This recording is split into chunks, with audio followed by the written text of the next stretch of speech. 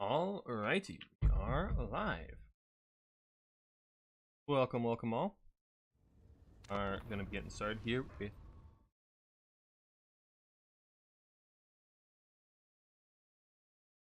up. NQ and Marshall.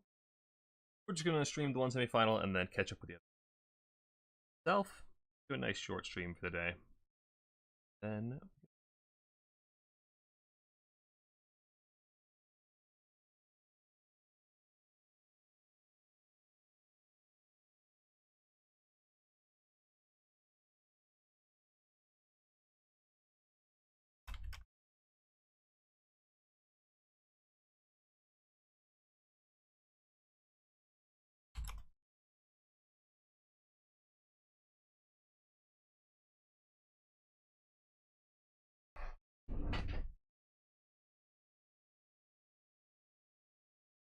alright, just players.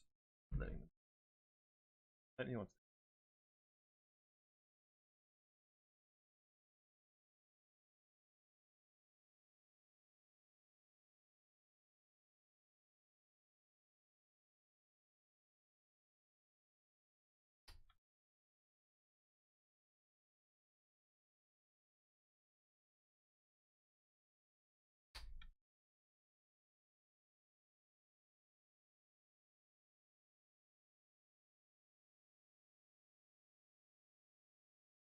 okay.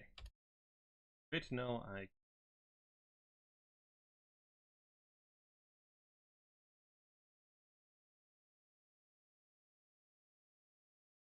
go.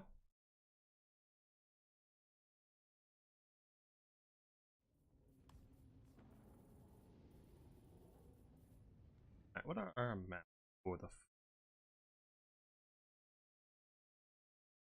there we go. Maps for the finals are Bleak Spire, Labor Camp, Rifts at World's Edge, and Battle for its final. Then for the final we have Celestial Lake, Blade of the Everqueen, and yeah, Stealth and Footmen are faced off on the top side of the bracket, and Venku and Mark.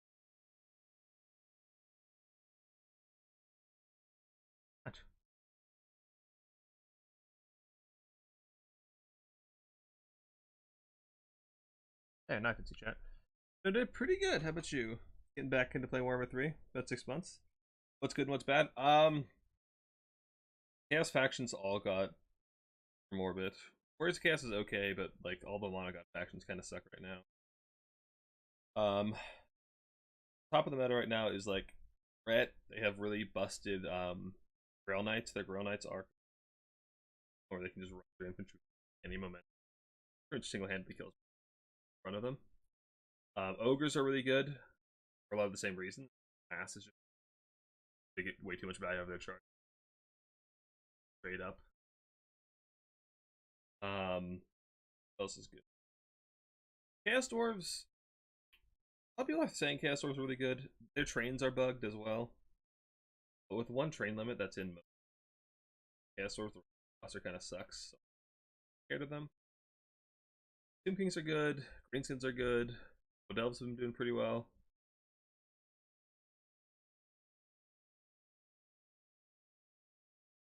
Bit of things. I think aside from like Brett and Ogres, that isn't super nailed down. Like, I've seen people doing pretty well with Beastmen, with Dwarves, Fire, High Elves. Like a lot of things are playable right now, which is pretty nice. Aside from, like I said, the Monogod factions are pretty terrible. Ghost is pretty terrible. Demons of Chaos are pretty terrible. Dark Elves are. Other than that, pretty playable. You know, 2/3 of the factions are. I guess Skaven are kind of. Message is that the lobby.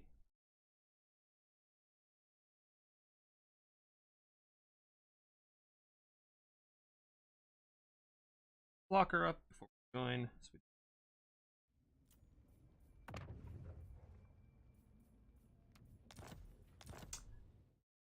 Copy the timestamp. Not gonna work. Go.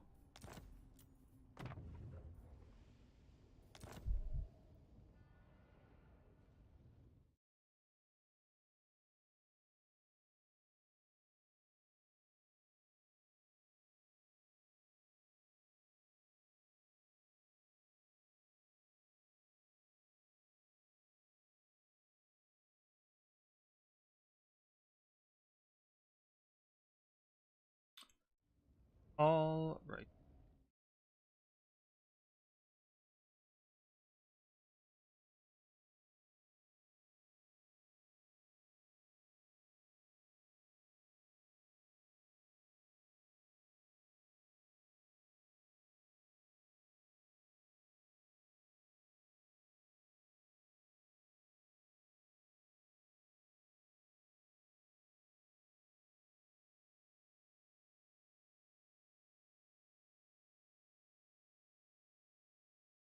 Answering players' questions in band format because it's a little bit confusing.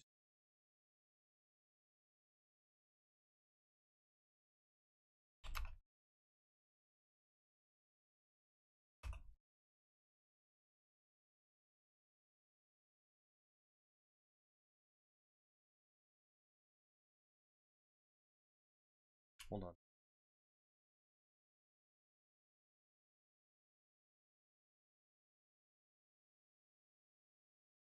Yeah. Okay.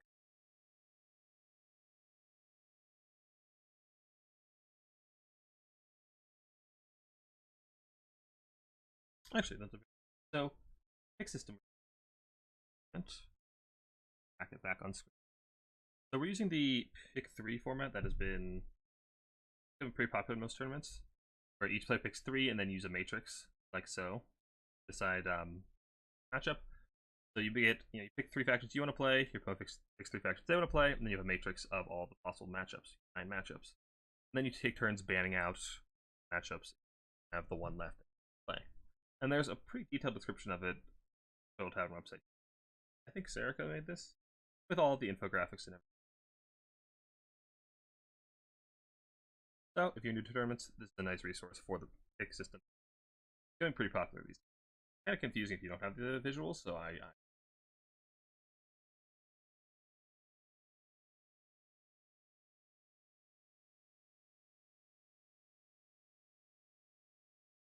so, yep. Wait in a couple minutes while our players are doing their picks. There's supposed to be a blocker there. What happened to my blocker? There we go. Are they on the right side? Ah, I got the nameplates right. Right side's puppy.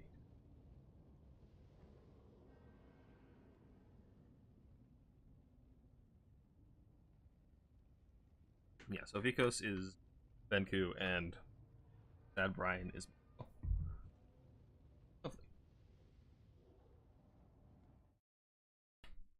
And the map we're on there. Fire Labor Camp.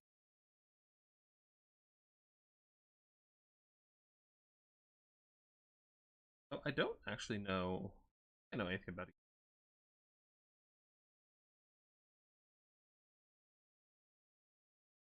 I have like what factions they much of a surprise for me as it is.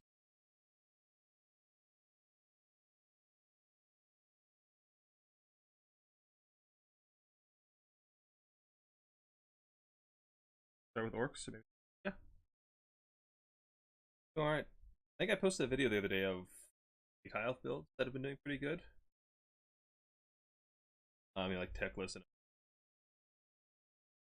pretty cool. Like the center Lothran spam isn't doing so great these days. SEM focused or cavalry heavy. That's basically what the meta is right now. It's all about math. So monstrous infantry, cavalry, that infantry have really taken a hit because of the mass changes. They're taking a lot more damage from all damage, large things, infantry, even halberds in some instances. So aside from like the best halberds in the game, not many infantry can large things. So it's just epic this patch. So returning cav, ogre bulls, minotaurs, that kind of chariots. Chariots still they're still they're doing better this patch, but still not that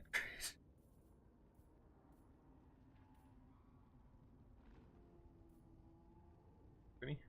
Yeah, glad you had fun. How did you come out and play?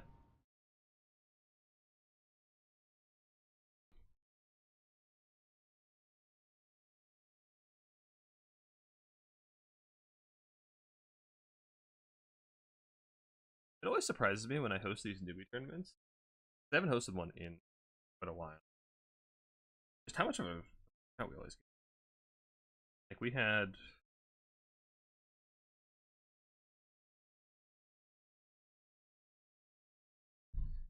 Yeah, like 35 players, which is crazy because like normal tournaments, like newbie tournaments, look page like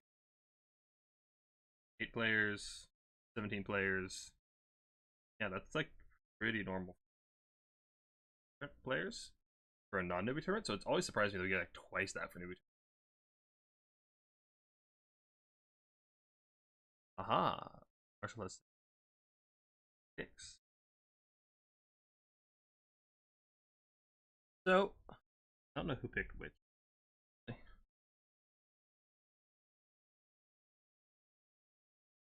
looks like we have Hawk versus Counts. This matchup, I assume, I haven't played this match, but I assume it's really bad for Counts because of Harry the Hammer. They'll just remove undead from all the units, and terror route them seems really effective too. Okay, so Vikas picked Empire Counts Corn, then Marshall or Brian. Picked Empire Walk Tomb Kings, ended up on Walk Empire Counts.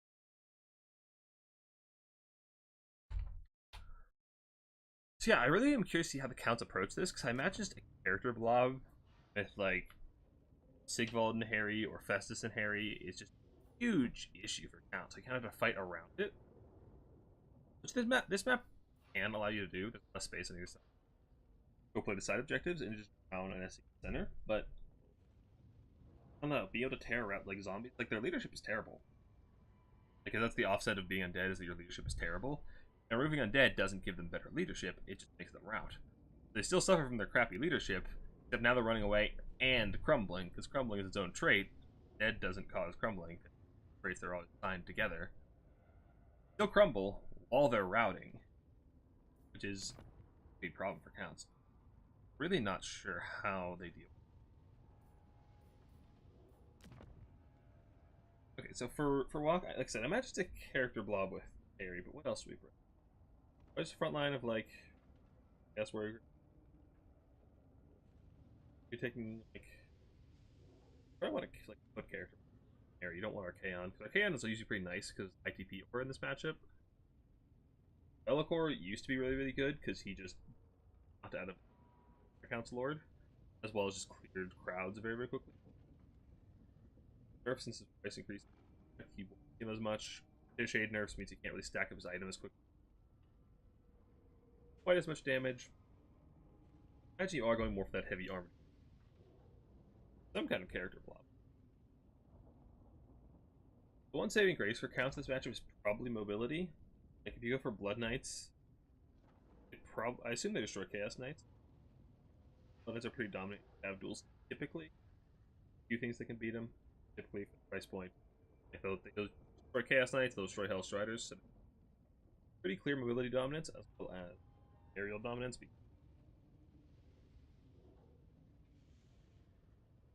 I guess Mechcores, but like Vargulfs and Blood Knights, the mobility. Effect. Unless they go for a different angle, unless they just pivot entirely and try to actually kill Harry the Hammer, which I haven't tried. I don't know how do. I haven't actually gotten to play with it. I haven't been playing. I haven't really. Yeah, the mobility gain for Counts seems really, especially since Walk is likely to spend all the money on that Harry blob. Because Harry's really expensive.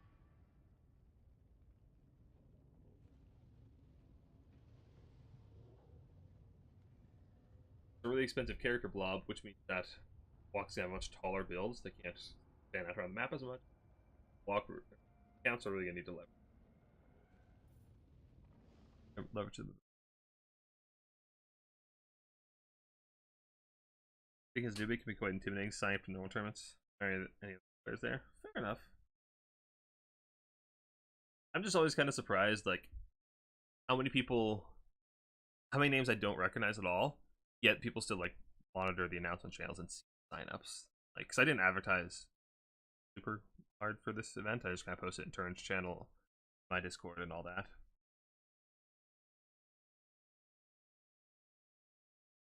Okay. Yeah, just like people that like monitor tournaments and don't play that often. Well, I guess there's fairly regular newbie tournaments. I think Erica's been. Played this match against Venku earlier. Fought Harry and lost.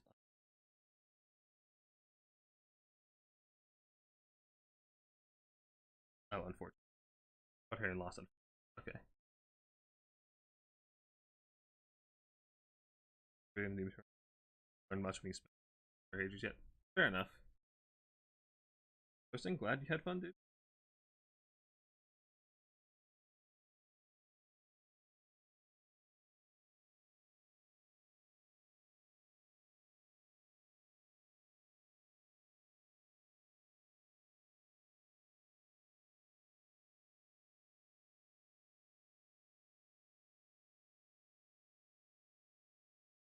Alright, looks like our players are in ready. And looks like, to no one's surprise, like I said, there is that Harry character blob. Here's see if Arcan is. He is. Won't be hanging out with Harry all that much. That's the big downside of Harry, is that he only comes on foot, which doesn't give you a lot of versatility with him. Like, he's just going to go to one spot and stay there, and he can't really rotate that quickly. He's not that dynamic. He's really just a static piece, which does give Vampire Counts a little more play and makes him a little against them, which is probably good. If he just, just by existing hard counted them, that'd be very unfortunate.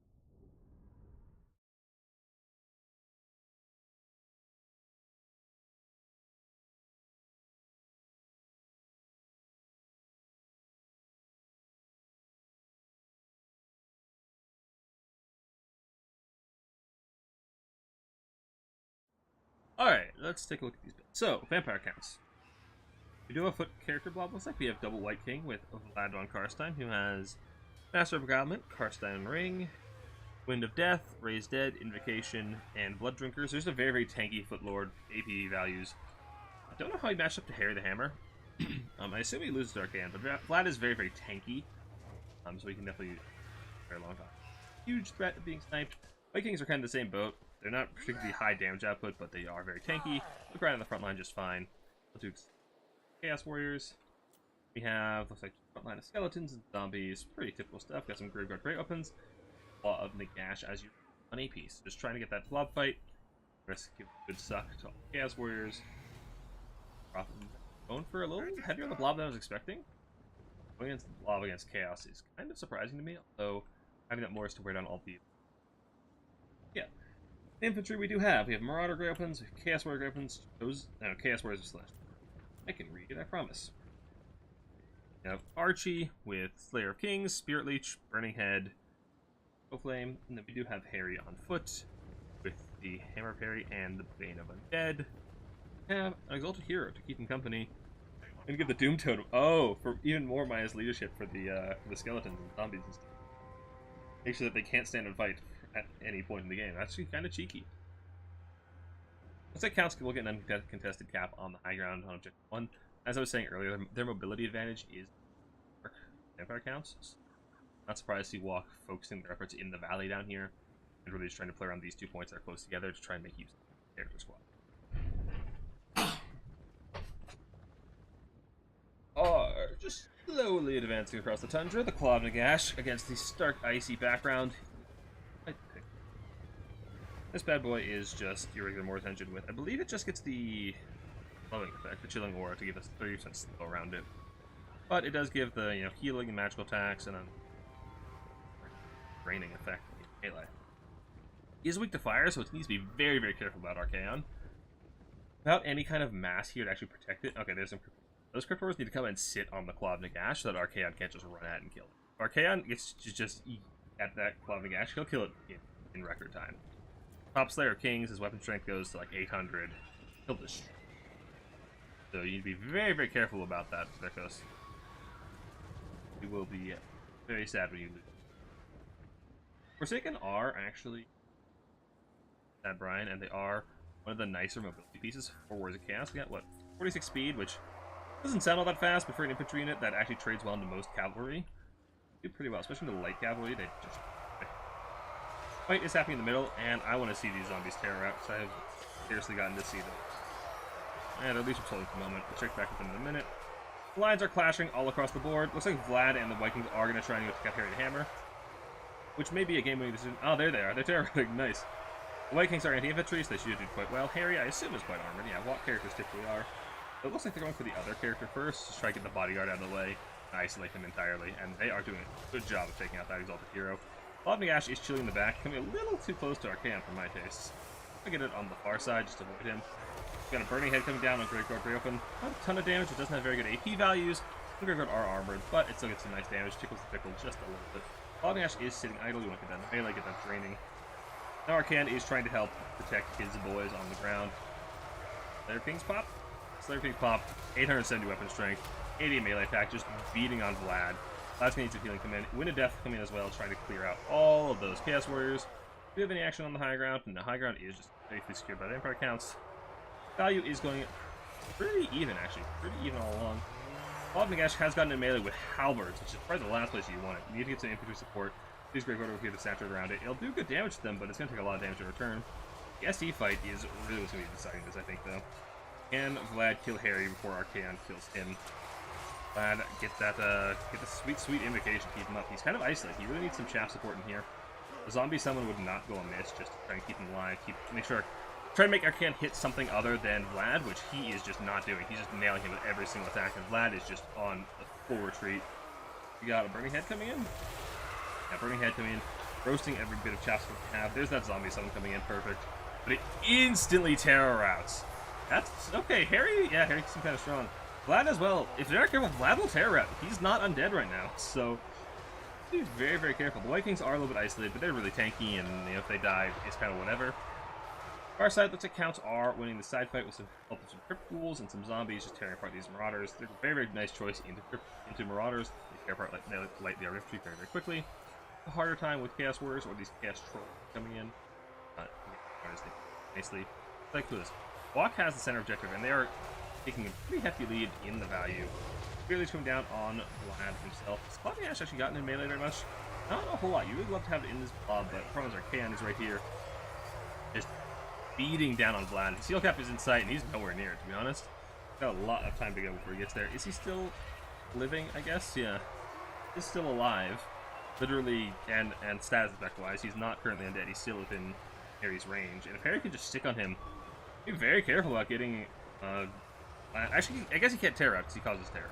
He can still normal out. Yeah, Claude Nagash being chased away. Honestly, for counts, I feel like you just want to back off of the center objective as counts. Take the Claude Nagash and Vlad over to objective number 3. Like I said, literally leverage that mobility advantage you have. Which, I guess you don't have a whole lot of mobile tools on the field right now, but still. You really don't want to be fighting into this Harry blob. Like, I mean, we've just been seeing. He's just been being absolutely ruined by both Archaon and Harry the Hammer. Trying to get some damage on him. There is no healing available for Harry, but he's also unbreakable, so it takes a long, long time for him to get down. He's surrounded by crypt horrors, which is not where he wants to be, actually. It looks like Harry, Hammer of Harry going down, I think is what that's about. Yes, where's Ash? What ability called? Yeah, the Hammer of Harry. Yeah, going down and getting a little bit of splash damage on crypt horrors and fire damage. Emperor coming in as well to aid the single entity fight. Where are the White Kings? Okay, they are killing off the Exalted Hero and helping Ash give that good back. Chaos Warriors. Glad to be a little bit of help. These crypt horrors are about to rout. And if he gets surrounded by these 3 single entities, he's not going to be long for this. Zombie support coming in, but they're terror routing too. I get something in here to help Vlad. There's anything really around. He's the White Kings come back. Any far side? Some dogs on the far side. Alright, Vlad is running. He's just loop rack around and link up with his White Kings, his 2 bodyguards, Ascension, and just Bob. We can get rid of the Forsaken and all the infantry. There's not a whole lot of cap weight left here for the forces of chaos. Actually, start flipping that objective as we're seeing right here. Both heroes routing, Chaos Warriors are getting sucked down. Bob Nagash is just farming value, but now Arcan's realizing where the real threat is. Slayer of Kings popped, and now Arcan is just going to go to town on that mortar. 5,000 HP. Let me swing. Fire energy. Alright, it's running away. The White Kings are trying to interfere. They're slowing down a bit. Hit that. Get it? Emperor coming in as well. Yeah, he realizes the Claude Nagash is the real threat here. Get rid of it. Get it out of here. Keep our infantry alive. Well, at this point, the infantry is all gone. Even if he kills it, like, the Mortis has done its job. The counts are just spilling onto this objective at this point. High ground as well. Well, the moderate high ground. The far high ground is being taken by Hellstriders. We do have the Delta Swords up and try and counteract that. Worst case, I've already capped. Yeah. Hellstriders. The single entity blob is fighting in full force. Where is Harry? Okay, Harry's in there. Archie's in there. Vlad is healed up pretty substantially with Cryptor support. He'll do alright there. Mathcore's route, terror route, not route. Rampaging, not routing. The opposite of route. This side is going pretty well. Counts. We got the Dire Pack just forming these Chaos Trolls with Cryptors. Cryptools doing pretty well there. Terror route is forsaken as soon as they turn on them. Walk is up about 1,000 value, but with all the healing that's coming on Vlad alone, the healing is outmatched that. Like, he's probably healed. Oh, it's just A3 healed. He's at his heal cap, so he's healed 60%. That's like 1,200 value for you. Healing alone on Vlad. Not to mention all the Cryptor regen and the passive healing from Cloud Nagash. Yeah. Oh, counts are actually in a pretty good spot here. Clearly just coming down on the Cloud Nagash. But like I said, I feel like the Cloud Nagash has done its job at this point. Like, where's the infantry for it to drain? There's no infantry left for it to drain. High ground. Walk still controls his objective. Hellstorm's up an arc. I get a nice charge. Back we have. What are we doing? They love tearing apart infantry like that. Oh, that was a nice charge, and they will just end these marauders packing very quickly. Allowing that zombie to recap will help Vampire Counts start to get these objectives back under their control. Very weird. I'm used to seeing counts in the red. Looks like I keep getting confused. Who's holding which objective? Arcan does manage to take down the Claw of Nagash, which is a bit of a win. Nice value lead for coming off of that as well, but like I said, there's just not that much here left to defend.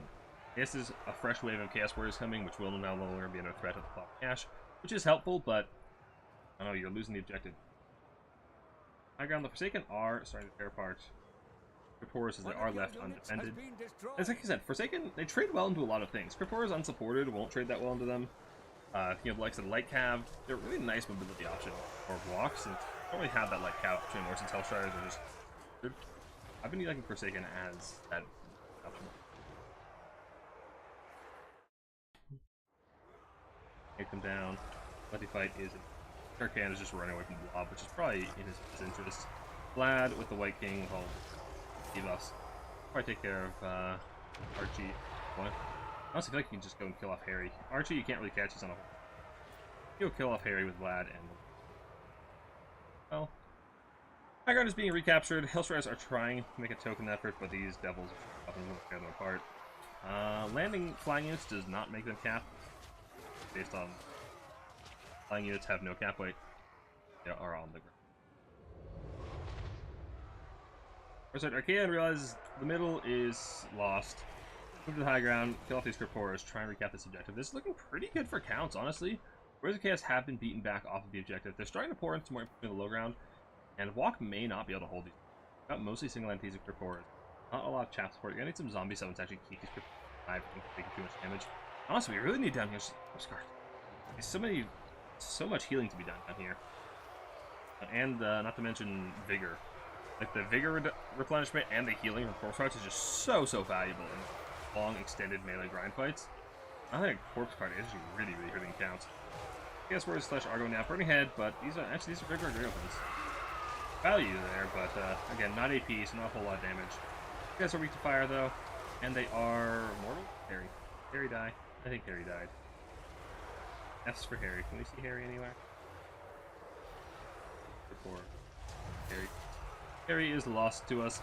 Vlad and Arcane's fighting once again. Von Karstein ring for 60% ward save, as well as Master Beguilement. Arcane's not going to be doing a whole lot to Vlad. Cryptor is piling in as well. Vlad could kill Arcane right here. That would probably be a little nice nail in the coffin for the Warriors of Chaos. And Arcane realizes that he's trying to path through. He's down to 2k HP, but Cryptoras do have a lot of mass and are just holding him in place. Vlad actually pushed to get hits on him. Yeah, he is. Arcane's down to 1500 HP. Come on, Vladdy. I never thought I'd be rooting for counts. Arcane down to 1000 hit points. Wavering. Devil Swords off and should face him off, even if from Vlad. Vlad gets, that's about half a hit. 800 HP. Oh. That Walk is managing to retake objective number 3, but there are great review. Alright, shoot. Reinforcements. Another burning head go down. Again, armor, but it does value. And value. Gee, he gets killed with Clouding Ash and a lot of damage. But unfortunately, wasn't able to confirm the kill on Vlad. A lot of that is fake value. Like, he did probably like 1500 to 2k damage to Vlad. Value worth of damage to Vlad, but Vlad's still alive and still doing his job, so all that value came to nothing. Yeah. Very open are retaking against the Forsaken and Chaos Warriors. Tools as well, and Counts are going to be taking that third gap, and I think last we take the high ground objective, holding them back in the center, and this is a very nice tactic. Just take the fight off of the objective. Like, what Counts have here doesn't have a lot of cap weight. It's like, actually, Graveyard Cryptor has some cap weight, but like even with zombies, you can do this where you just take the fight off of the objectives. They have to kill you to get onto it, where you can that way you can hold objectives even when you wouldn't actually outcap them. It's a very effective tactic, especially for the undead factions who hold percent breakable. Harry's on there. Chaos Warrior Slash gonna be down.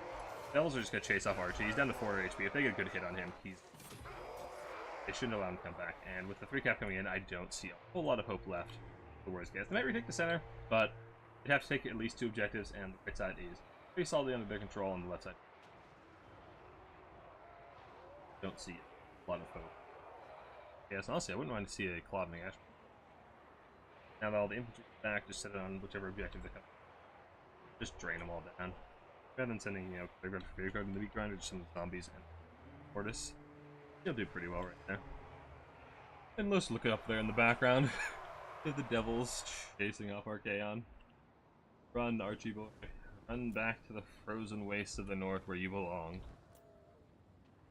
Taken coming in, probably gonna try a backup attempt. This is just a zombie up here, so they will be able to take it very, very quickly, and they will shred them on the charge. But see if there's anything coming in to actually protect that Counts. I imagine the Devils can back around here if they. No. Middle fight, yeah. Having Vlad in here, just being a constant terror source under no threat, is actually a real problem. Like, there's the terror on everything, especially without your lord. Your lord is off the map. That's a massive leadership penalty, especially these. Leadership to begin with. You're down to nothing. Counts are very, very rapidly accruing lots and lots of points that happens when you get recap. It's kind of surprising how quickly you get points with recap. This is exactly what I was talking about. Zombies can't win instead of pushing. But Walk will tap out, realizing the vampiric supremacy this day. That will be. I think that was Venku playing. Yeah, Venku. Taking the early lead in this.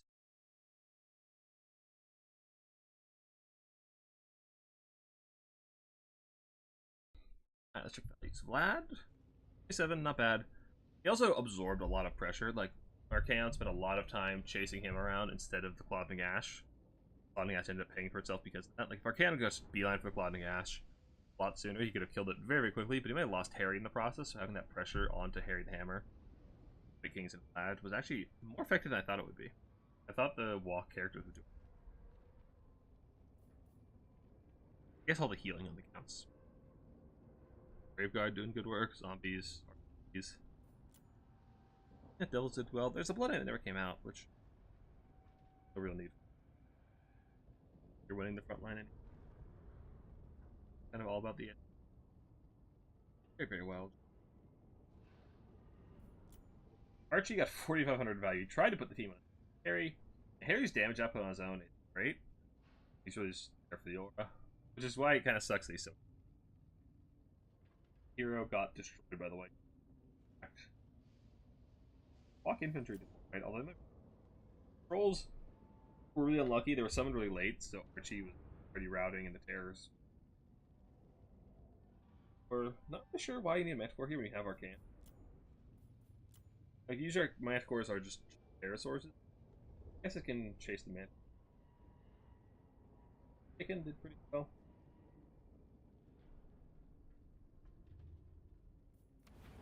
Yeah. Game 1.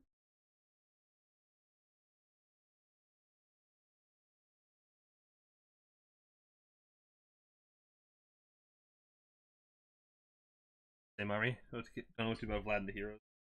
Never claw to wreck his cart. What I did there.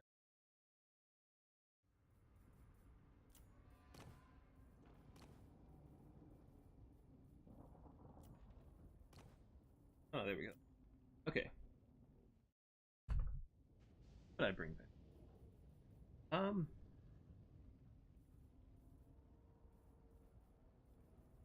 So if you know, okay, you know your opponent's gonna bring that kind of army and try to snipe Harry. The easiest solution to it is just slap a giant or two next to him. One or a giant, if that's enough. Bring two if you need to, but that's a very heavy commitment to that little blob fight. But they'll do incredibly well at just beating on the White Kings and Vlad. Like, Vlad won't be able to go 700 AP strength, 65 melee attack, a mountain of hit points. Like, you just can't really get near that. Also, I'd probably bring Festus, Harry, and at least one giant. And then you have healing for Harry and the giant, or a Mortis. Just sit in the middle of that blob and just drain everything. And then you have Harry and the giant to protect him. The terror and removing that is. Giants are probably adding to your power. You can do trolls as well, kind of like we saw Cryptoras doing there, but the problem is that Cryptoras are there, so your opponent. Crit Leech spam it. I don't love that because there's. I think a blue Firecaster. Yes, although that's pretty armored. That has Vlad has 90. Yeah, you can take a blue Firecaster if you want. Don't hate it. Pink Fire is also really useful, so Caster isn't. Arwar Giant? No. One of the things that makes the basic giant so good is that it's a massive beat stick for pretty cheap. Like 1400 isn't that bad for such a tanky, very heavy hitting single entity. And the Arwar doesn't a whole lot more. I guess he has a little bit better stats. He has the AoE that kind of sucks. Yeah, basically you just want the basic giants. Yeah, Festus double giant has been a tech a lot of matchups for a while against the because they do really well into monster if you take two giants and put them close together as you can. Then the monster can't get between properly. Like you add like double the damage output and double the hit points without adding much surface area. So you're still only fighting in like 4 or 5 monster at a time, monster 3 models at a time. As opposed to if you have one, well, they get a nice round and get.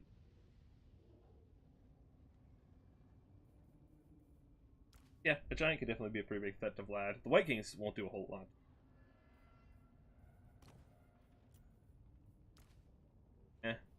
Do a little bit to it. They'll stab its ankles. But yeah, giants will do. And they have incredible leadership. Like I said, if you have Festus for healing, so hard to kill that. I kind of like giants there, but again, that you're going very, very tall into a block. I wouldn't do that on an open map. On a tighter map, like the Glade of the Everqueen or something like that, you could definitely.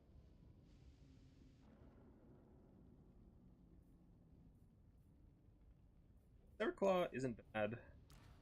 Anti-large, isn't it? You could also just do Chosen. Griffin Chosen. Problem with Griffin Chosen, obviously, is have another solution. Honestly, the unit I really like here is the corn. Fire damage, AP, throwing axes. They can destroy Mortis engines, they destroy Cryptors, they destroy dragons. I really like them to count, and they can go and clear zombies. Melee with their cycle charge and melee. Pull back, throw a volley at the Mortis again. Very, very effective. I really have always loved these guys. And Rock and Corn into counts.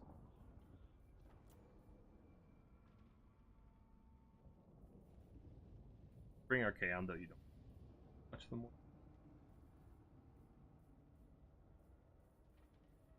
I kind of have mixed feelings on Archaon. He's definitely a really strong combatant and can be for Council Lord. Very valuable. Only spell I really like it. Even Spirit Leech is fine, but Spirit Leech feels bad when they've summoned. The ITP aura is. I don't actually think.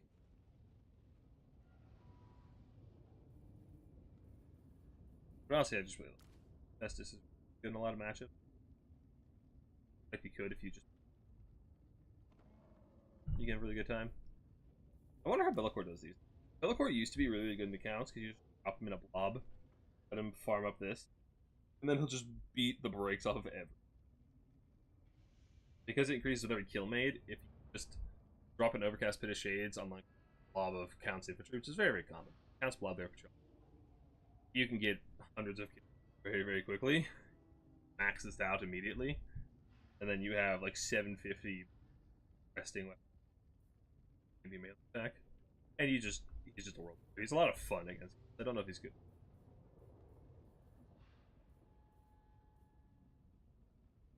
Airplat Extreme? Yeah. Get back into it. I'll probably be having more Newbie tournaments as time goes on. Take a break for a bit because I was a bit burnt out, but now we're getting towards the end of my land battle tournament series. Probably have them. I'll probably have go back to hosting them after my land battle series tournament series is over. I'll go back to hosting them. In the meantime, I have a free week. I get back. Probably won't be doing any more hour streams.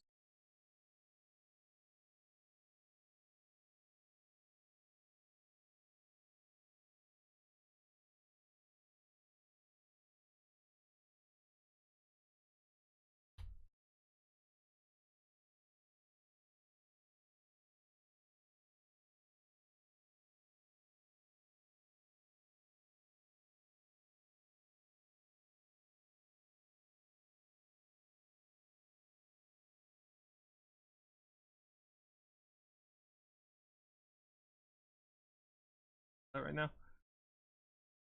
Okay, so first I'll mess with the picks. So it looks like players pick the same.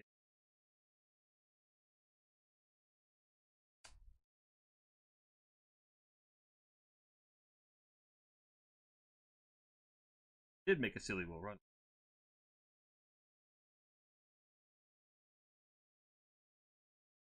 It did in fact make us.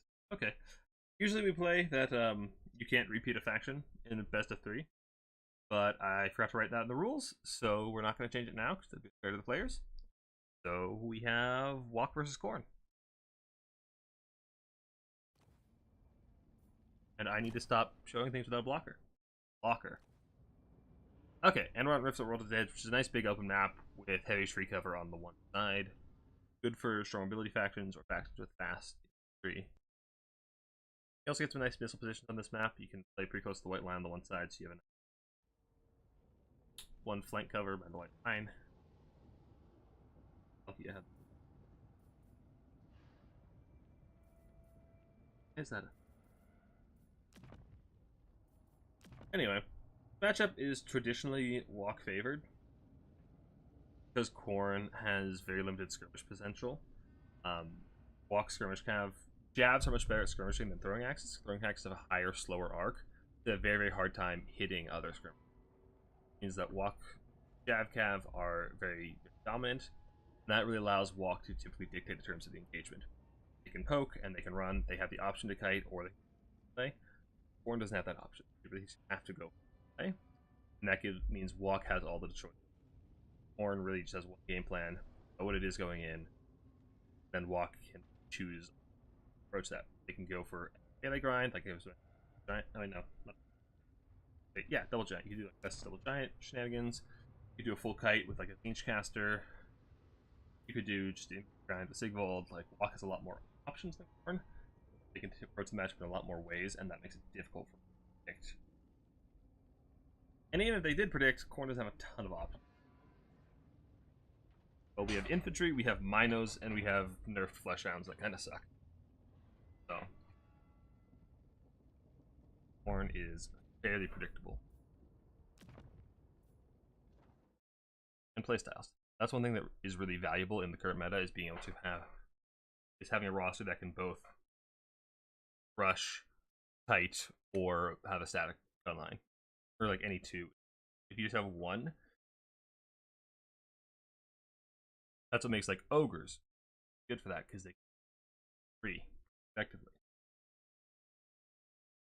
pull out, all out, just open and man-eater rush or cav rush. A lead belcher line. You can do trapper and artillery kite. They're very, very good for that. Brett is kind of the same way. They have very strong rush with their cav, their battle pilgrims, squires. They can do play on their bows, their trebs. Can't kite super well, but they have the other two styles, and that makes it fine. Yeah, actions there.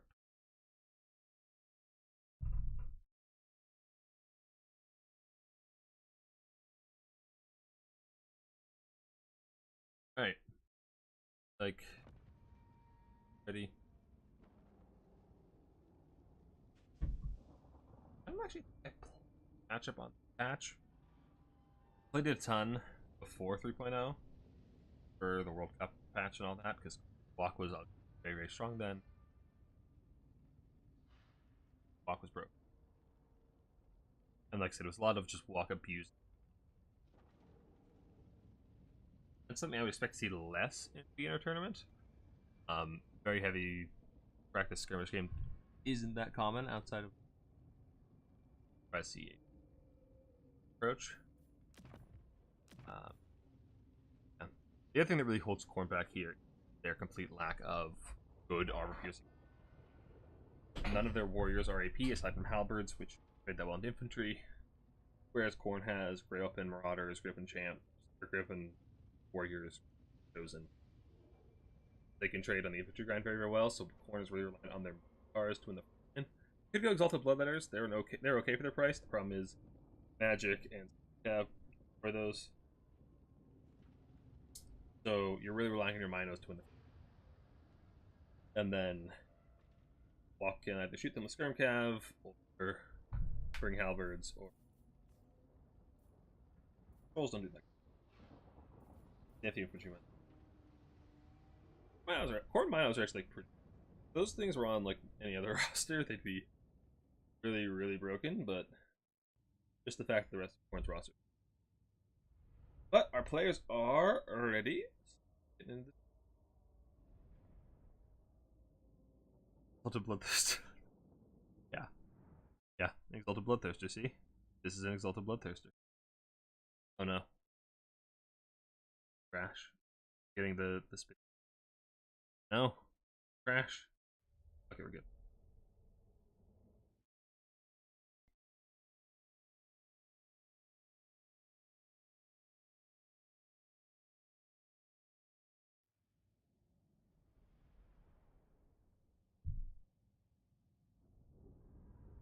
So it looks like neither player has actually opted for any skirmish potential at all.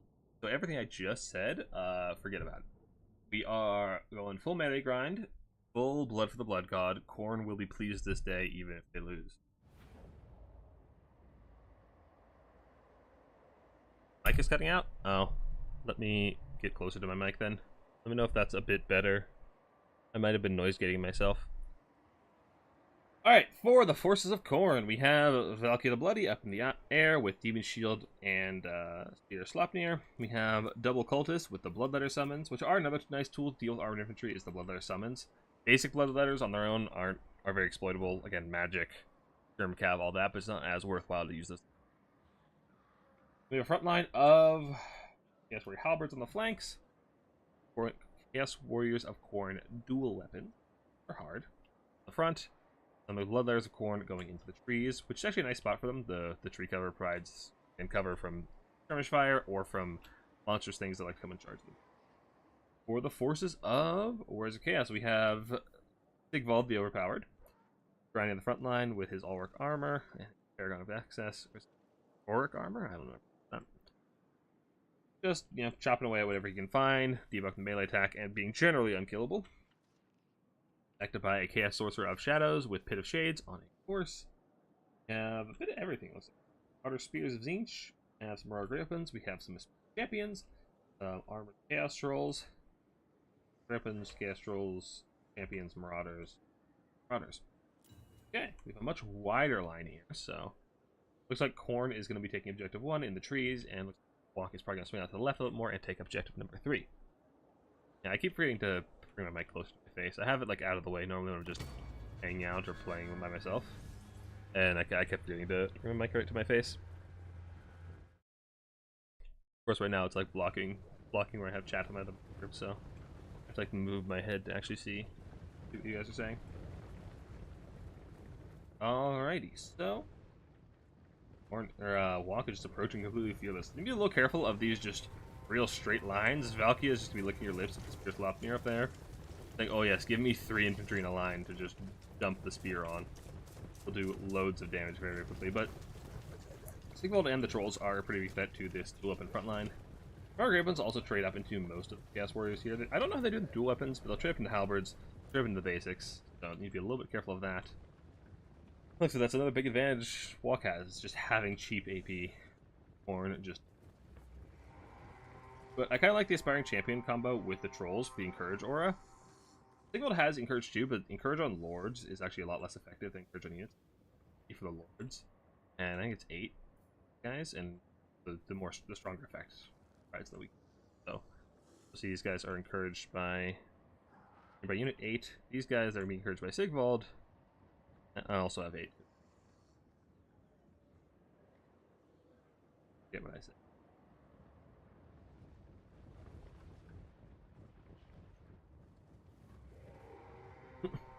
Sigvald's too close to the Aspiring Champion, so I can actually check. You guys being okay, yeah, it's not encouraged, the Lord nearby. Wait, does that stack? That stack? No, it doesn't. Okay, so they're both encouraged effect. One's labeled with Lord nearby, and it's much weaker. And then the encouraged effect from these Aspiring Champions. Anyway, like I said, Walk playing out the left to the objective 3. Actually, they're both playing all 3 objectives, but in the center here we do have the lines collapsing. Chaos Rolls running forward, we'll get some nice damage on the Chaos Rolls of Corn. Sigvald, the Cultists are going in to fight the Aspiring Champions, which is probably fine. They're not AP, but they will do good work against the Aspiring Champions. Siggy getting the nice debuff in this whole aura. Spear coming down. Nice, beautiful spear. Tears part 2, Grip Marauders, lots of value, just breaking the lines immediately. Good pitch shades come down, might not have the Wom for an overcross just yet. But actually, the Marauders being deleted like that, it actually means there's no chats for these trolls and these Aspiring Champions, which will be worked out a lot faster. And on the far side, Corn Res, they're waiting to fight in the center, just rotate towards the middle, double down on that fight. Bloodletters coming in to start tearing apart these Marauders of Zinch, as well as these champions and the Trolls. Trolls get a nice side charge on the Bloodletters, should do good damage, but they're getting sandwiched. It's a very, very nice play here from Venku. Sorcerer and Sigvald are fighting Valkyrie. Valkyrie's killing off the Sorcerer. She is anti-large, so she'll destroy that horse character very, very quickly. Nice Pit of Shades coming down, and oh, baby, that's some nice damage. Demon Shield coming down as well. There it is. Oh, I haven't seen that in too long. Just tearing apart the Chaos Warriors. They do have some magic resist, but still very nice damage. Getting Valkyrie a little bit isolated and making her bugger off, so this Chaos Sorcerer is safe for another day. Early value is definitely in the lead of Corn, up about 500 value. Very well. The Bloodletter surround over here is destroying the Aspiring Champions, the Marauders. Trolls are going to be a little bit of a tougher customer, but there are halberds that chew through them. Far side, dual weapon warriors are going to outclass these Marauders and taken very, very heavily. Although 2v1 they may struggle a bit. Trolls are starting to wear down these Marauder dual weapons in the center. Chaos Warrior dual weapons. It's so hard keeping the different Chaos Warrior like infantry tiers straight while casting. Valka is buggering off. Sigvald gave her the what for, and she is going to go find somewhere else. Now, right about now, these Bloodletter summons are going to start to be available for the Corn players. The Walk needs to be very, very careful about giving them good targets. Forsaken here, the Marauder weapons, like all these are great targets for the Bloodletters. Be very, very careful. We have Minos coming in. Anti-large Minos going straight for the Trolls. Just look at them run through the infantry like that. Oh, lovely, lovely, lovely. And they will tear apart these Trolls. Trolls are no match for Mino Grandpas, and they realize it. They're just heading for the forest. Get us out of here! Sigvald, we didn't sign up for this! No, they'll tear them apart as soon as they get a hand on them. Yeah. And there is no, like, halberd support or anything like that. Good work there. The Corn is pushing Walk back in there. Left side, we do have, the Bloodletters are just tearing apart the Aspiring Champions. Well, the Trolls are running off again. Bloodletters can't charge the Marauder Ravens coming in. Marauder Ravens don't match up super well with the Bloodletters. Their stats are just, stats are okay. AP's a little bit wasted, but it's better. They'll be fine. Bloodletter summon coming in to try and bolster the front line. Hold back these Forsaken. Doing good work there. Helps coming in. We have another pit coming down on those Bloodletters. They have a bit more spell resist, but they are just so squishy that it's still pretty cost effective as long as you don't nail your own Marauders, which you're getting a little bit of them, but that's just fine. Then our objective, actually, we do have almost a 3-cap coming in. Looks like we have the ROR Hounds of the Blood Hunt coming in and just tear apart these Forsaken, as well as securing objective 3. for the Blood God himself. Doing very, very good work. Trolls are coming in to try and get a counter chip. They'll do good work in the back of those Chaos Warriors. The Forsaken are gone, because the Trolls are not long for this world either without any support. Those Minos end up. Minos, right in front of me. Chasing around Valkia, making sure she can't get that source. Oh wait, no. They're on the same team as Valkia. Following their glorious leader to try and get rid of this blasphemous sorcerer that offends Khorne by its mere presence. And they'll do a pretty good job of that. That sorcerer has nowhere to run. It's very, very low health, and the Minos will tear it apart. Siggy is trying to come help him out, but his legs are only so long. Hey, get back here. And now the Minos are they just can't be bothered. They just can't be bothered. They have better things to do than deal with your bullshit, Sigvald. Sorcerer is shattered. He is gone for good. Chaos Trolls and like these Minos will tear them apart. Massive anti-large damage. DP, much better stats. Frenzy, like these Minos are the whole package, and the Trolls are just gone. They realize there's no hope for them here. Minos are already up to 700 value, still doing pretty well. We have another Bloodletter summon coming down here in the center. Tearing apart these Chaos Warrior Halberds. Very, very good work. And this looks like a very dominant showing from the Blood God himself. Doing very, very good work here. Not a whole lot left on the field for Warriors of Chaos. Just tattered infantry. Sigvald running around trying to put out fires, but his legs are only so long. He really needs to invest in a mount for himself, or maybe he can get one of those, like a palanquin for himself. Just get some, some whipped marauders to come and carry him around. We'll go a little faster, Thorgrim style. Well, I suppose that's not a whole lot faster than he already is. Okay. Walk are recapping the center. Cultists are starting to be beaten down by the Trolls. Bloodletter summons are doing what they can, but they have no capture weight. So they are losing the objective, though they do seem to be winning the fight. With the Minos coming in to start recharging these Trolls, they'll start winning the fight a lot faster. Lots of tattered coming in. We do have some throwing axes coming in, which will be good work against the Minos, but I fear it's just a bit too late. The Trolls are shattered in the center. Halberds are routing. Recap is coming in. We have some Sword of Khorne coming down on these Chaos Knights. Shouldn't do a whole lot of damage to the barrier off. Looks like we missed a lot of the models who were charged much more than the Bloodletters. We get the Minos over there to start dealing with those Chaos Knights. They don't have a lot of great answers, although we have more Minos. More Minos, baby. Unit will absolute wonder. Quickly, if they can ever catch them.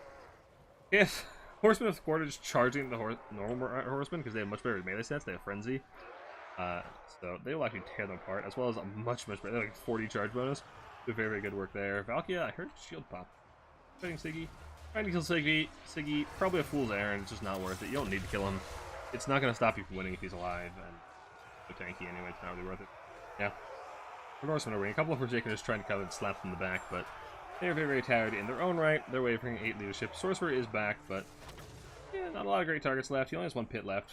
DP already used 2, so yeah, just the 1 overcast Pit of Shades left. And with a, what is that, a 4k value deficit, I don't think 1 Shades is going to up, unfortunately. 2 healthy Minotaurs running around as well do not make things any easier. Quite a complication here for Walk to navigate. Not a whole lot from the 2 Chaos Knights are just going to try and pull back and get their barrier back, but really at this point the Minotaurs can just spin them out from wherever they want to be. Halberd's coming in, needs to walk. Chaos Warriors are deal with them, but Chaos Knights.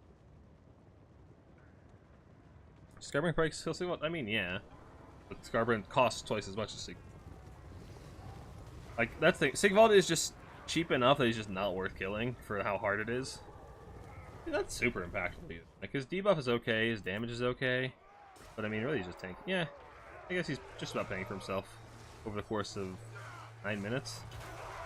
That's okay. It's not worth investing so heavily to get rid of him, usually. Like, the strategy we saw here from Venku, to just kill the army around him and let him run around in circles, get your head cut off, is usually the approach you want to take. You have to kill him, sure. Like, you can do it with Scarbrand. You can do it with the Giants. You can do a lot of things. It's just not worth your time. Yeah. Halberds are limping their way over here to help these Bloodletters. Chaos Warriors. Sorcerer is lending his cap, which is number 3. But at this point, Walk needs a 3 cap, and they are very heavily behind in value. And the Minotaurs are just cleaning up all of these abilities they can. That shard right in the back of those Chaos Knights. Go to the Bloodletters over there. Minos was going to tear apart the Trolls. That's not a super valuable pit. Like, do what you gotta do. It's not a good target, but well, anyway, Trolls are gone. These miners actually catch the Chaos Knights? No, they don't. They have better things to do, apparently. Can't be bothered. The Chaos Knights are taking so much damage. Apparently, they are not. Alright, and these minnows have infantry to intercept. Start bullying through these infantry. And these are anti-large minos. Look what they do on the charge. These. Look at this. If they have a charge order, which they didn't get a charge enemy. Cool. Not sure if that was just player input or if that was Siggy interrupting it or what happened there, but no charge animation. Walk is recapping the center. And the core and front line is actually starting to look a little thin. Their infantry reserves are good. Got a couple of minos and some bloodletters running around, but they still do some pretty good work. Even anti-large minos do quite well in the infantry. Chaos Knights are trying to do what they can, but this light infantry is just not going to cut it against all. Yeah, no Chaos Warriors left, looks like. Just the bloodletters, who will be happy to tear apart the light infantry. Miles as well doing very, very good work, and that looks, thanks, very, very decisive play of the Blood God's Might. I don't really see a way back into this walk. He needs to get back on all 3 objectives, and he's doing the next minute game. The 4th pit? I guess one of them was undercasted. The Bloodhound was just tearing apart Chaos Sorcerer. We got a couple of Chaos Warrior Howards coming in, but I don't know. The walk build was just, I don't know, I really didn't like the Aspiring Champions. The leadership was neat. Yeah, that's Vanku taking out.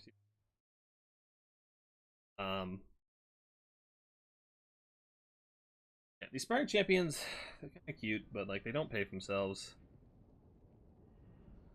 They don't have AP. Don't trade that well into Minos or Blood. And you don't really expect Bloodletters. You don't see Bloodletters a whole lot, although they do quite well here. Yeah, they don't trade that well into most Chaos Warrior type infantry. They just don't have much AP. They're really just a unit, which doesn't a whole lot of good. You don't have to take a bunch to actually get rid of. Coastal Shadows is fine. You expect it to be a lot of armored infantry, it's fine. Rolls getting against the infantry, they really, really struggle in the Minos. Minos just this build feels like a little bit of everything, with no like rolls. Again, they seem really good against the corn infantry, but the Minos just destroy them. Especially with all the fire damage on the roster. Like rolls are kind of bait. You'd really love if you could bring them, but you. Yeah. Them's the breaks. Let me see if our other match, or if we're advancing.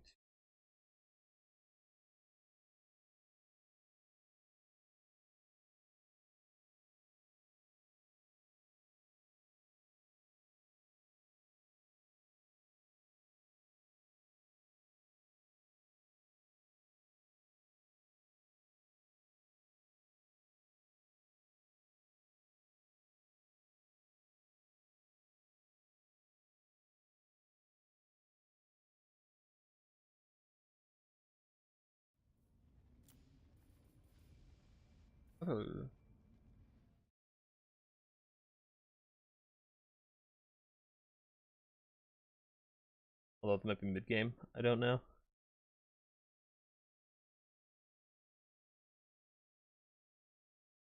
Response there. I will mention to the players in the finals, no repeat factions. Play a faction once, you can't pick it again.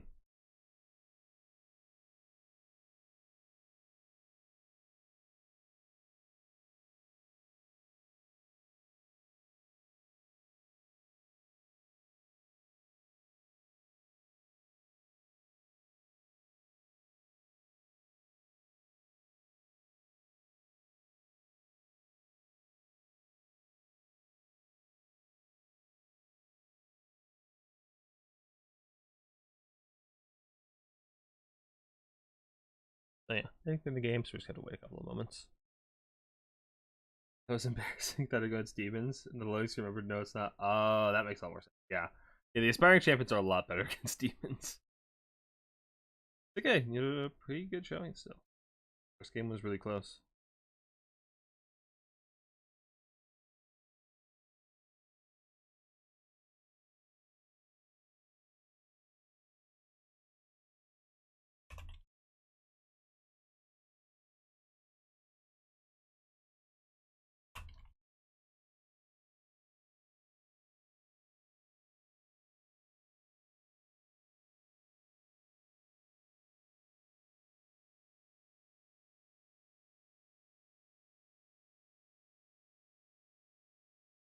Alright, so yeah, they're still in.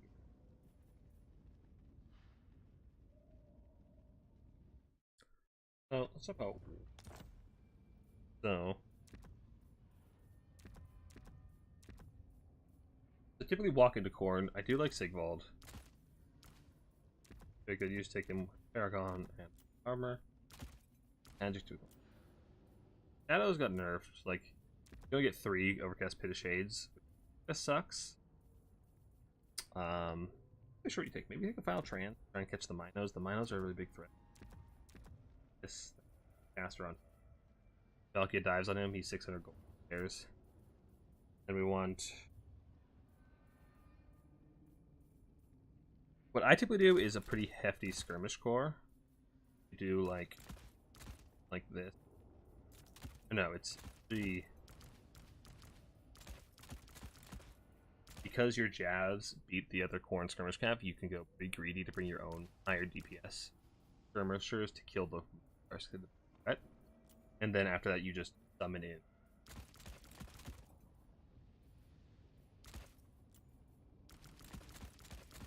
This kind of. Then the Hounds, you could probably. Basic camp. Flush Hound. Horde Knights are actually pretty nice. Mark Leftover, which we have. Horde Knight is alright. Frenzy on them is just incredible. Increased quite a bit. Charge bonus extra. They make back the day. Excellent. Ancient's a little tankier, but not much for Corn.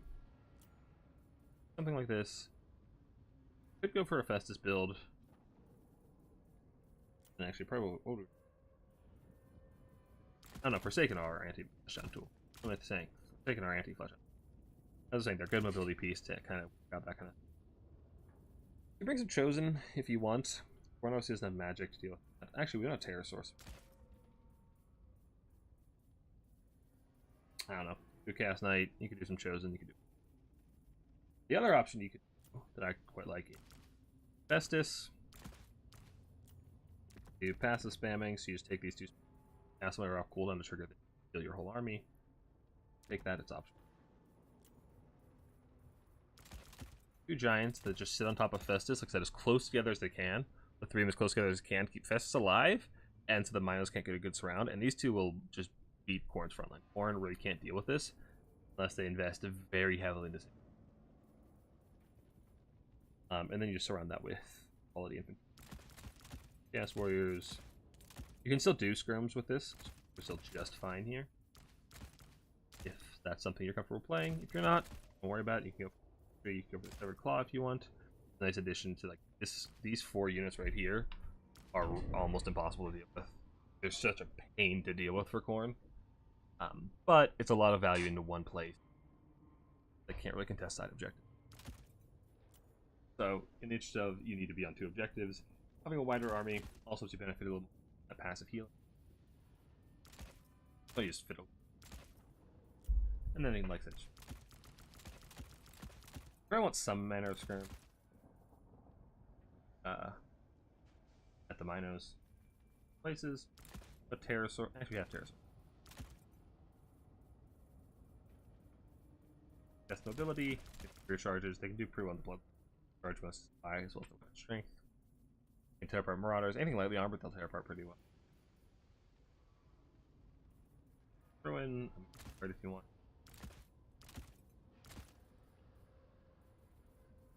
Just like this. This is double 9 core.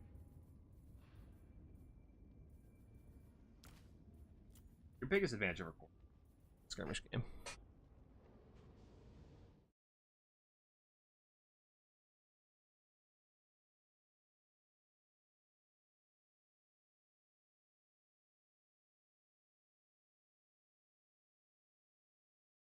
How has become so popular?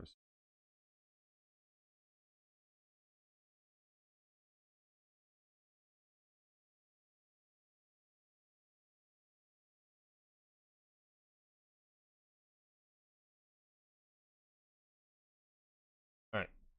Important. Yeah, that's the kind of thing I'd go for walk into cold. You really would do want to like play around your skirmish game because it's so much stronger. Other than that, you're kind of trying to play Korn's game, which you can win the melee grind against Korn, but you don't have to opt into it. You can just opt out, right, and do very, very well for yourself. If again, if you're comfortable playing heavy.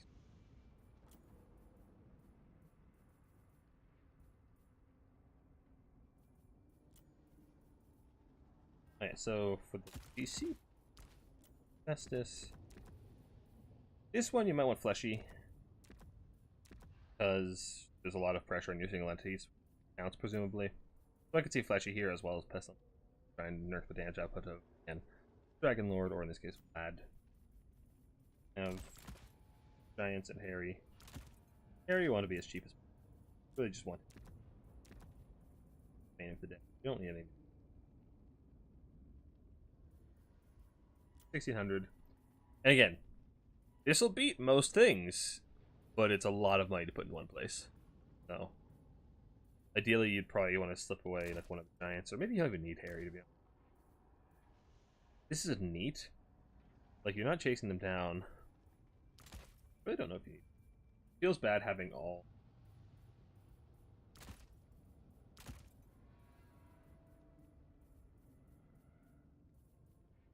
Harry is not nearly as strong.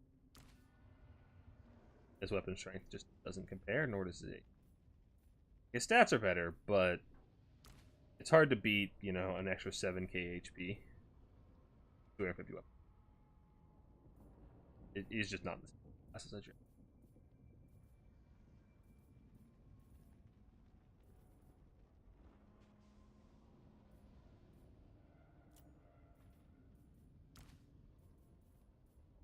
Ideally, if you are, especially if you are using fleshy to be the main heal source, you can have Festus the whole time and just drain the entire count's blob.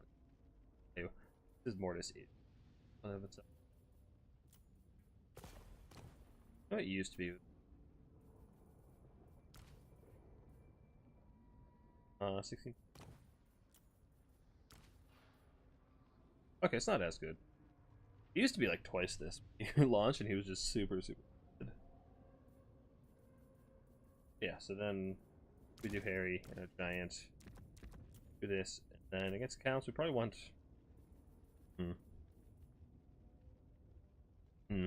What else do we want? We need some measure of AP for the Grave Guard. So now part of me is wanting to say Marauders and Trolls, but Marauder leadership just ain't gonna fight against counts, so we need Chaos Warrior. As well take Chaos Warrior Grippins, and then just reinforce Trolls. And then like that, I really like Horns. Those are probably the first summon usually. Get them out, get them throwing. If there's just zombies out in front, nothing to target.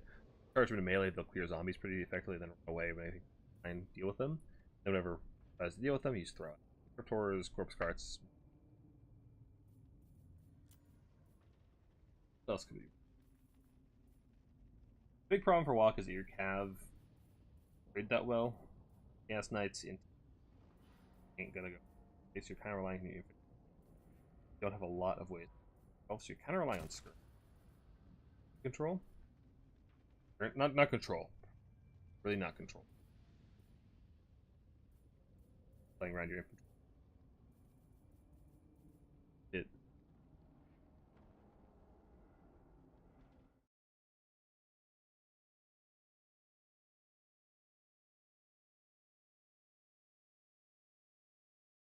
Alright, I am going to rest real quick. Players, I will be right back.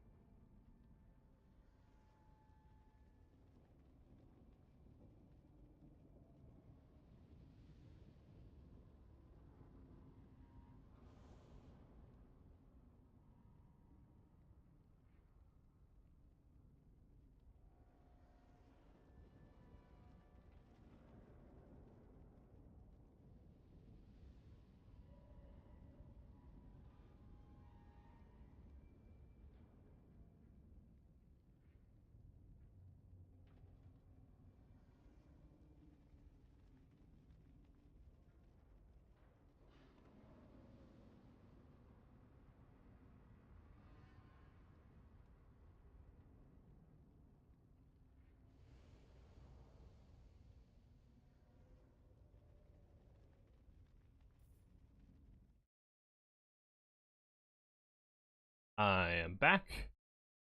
I don't know what's happening. Has anybody reported scores? Oh, I won. That's great. Who are you?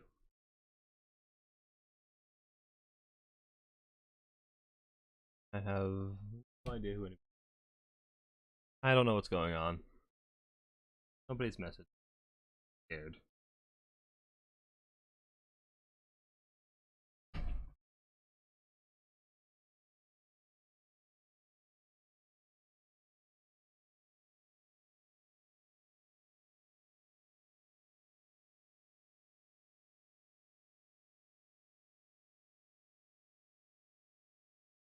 Alright. Anybody knows what's happening in the other semi? Let me know.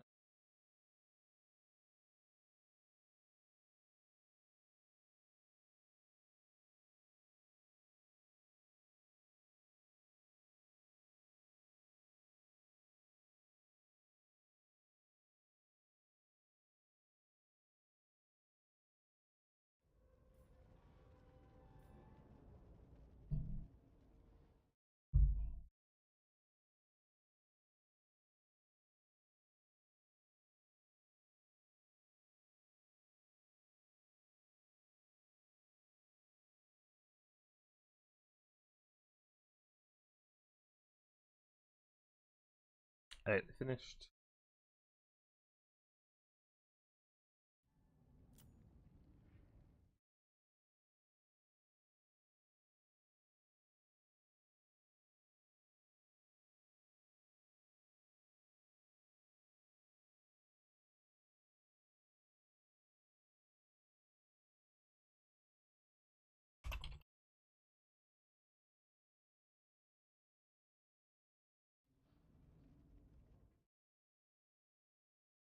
Lock her back up.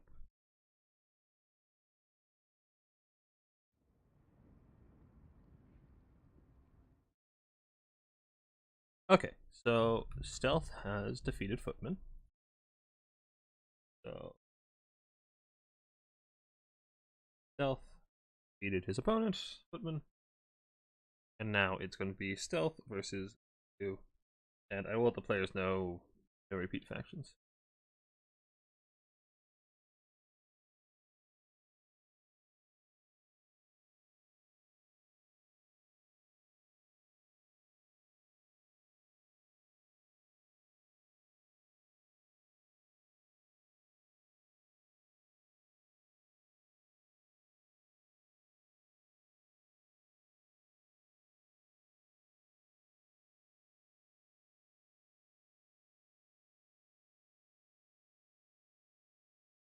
I'll let you know. Yeah, no.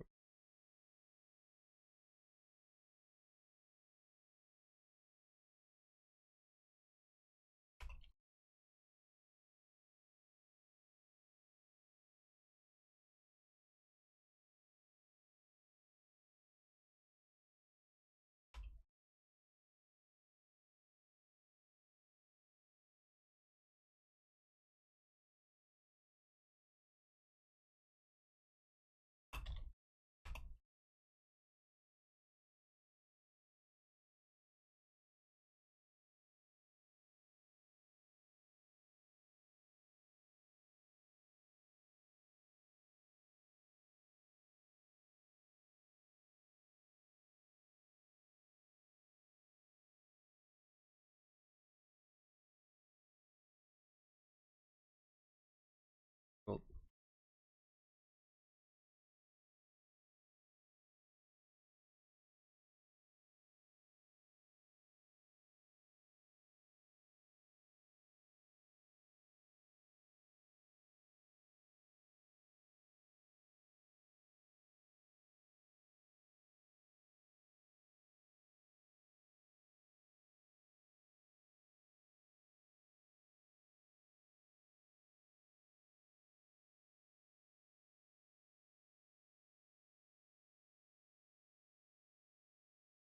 right. I have a code. The lobby. Password. Excellent. Everything is falling into place. We'll get these finals started yet. All right. Up. Updating the still a best of 3. And we have the high spell. We have stealth challenge.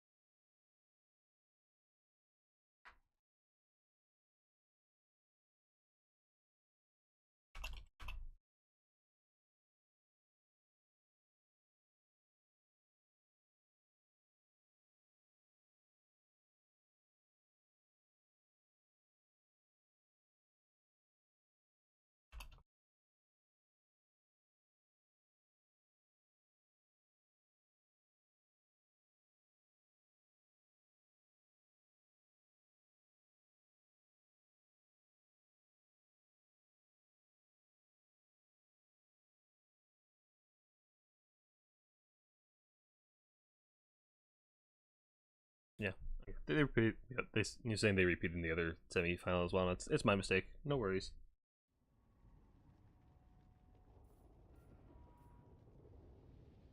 Because with the pick 3 matrix, is if you allow repeat factions, it's very likely you're gonna get the same matchup again. That interesting.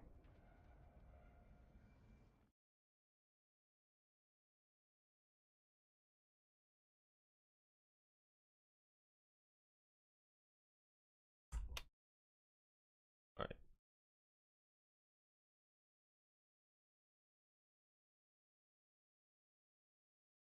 All right. So hopefully our players are getting the picks underway, and we'll be getting started momentarily. Maps for finals are. What do? Still like. Jeez, that was loud. What was that?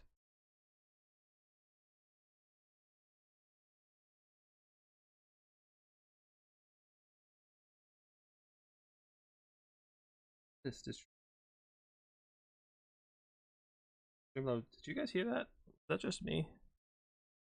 Streamlabs just made a very, very loud noise in my ears, and I'm not entirely sure. I'll look at maps. Celestial Lake, Blade of the Everqueen, Needlemus Isle. Okay, so yeah, first up, Celestial Lake. Maps with night has nice long sight lines on one side, and then a fairly concealed point surrounded by trees on the side. Streamlabs updated today, and I don't like it. Whatever they did is messing with me. What happened? I'm very confused.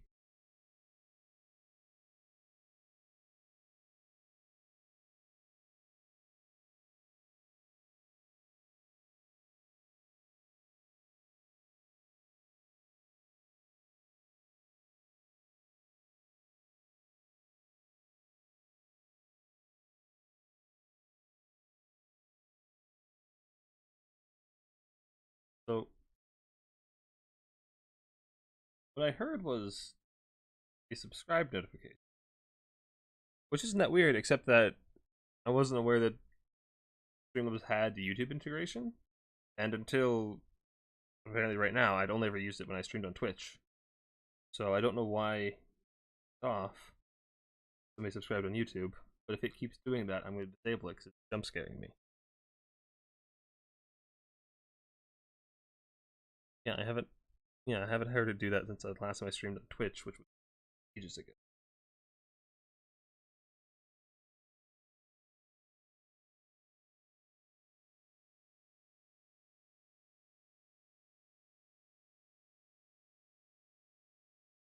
Yeah, it was a subscription notification. I just didn't know that Streamlabs had YouTube integration or that it was integrated to my YouTube account. This is all new information to me.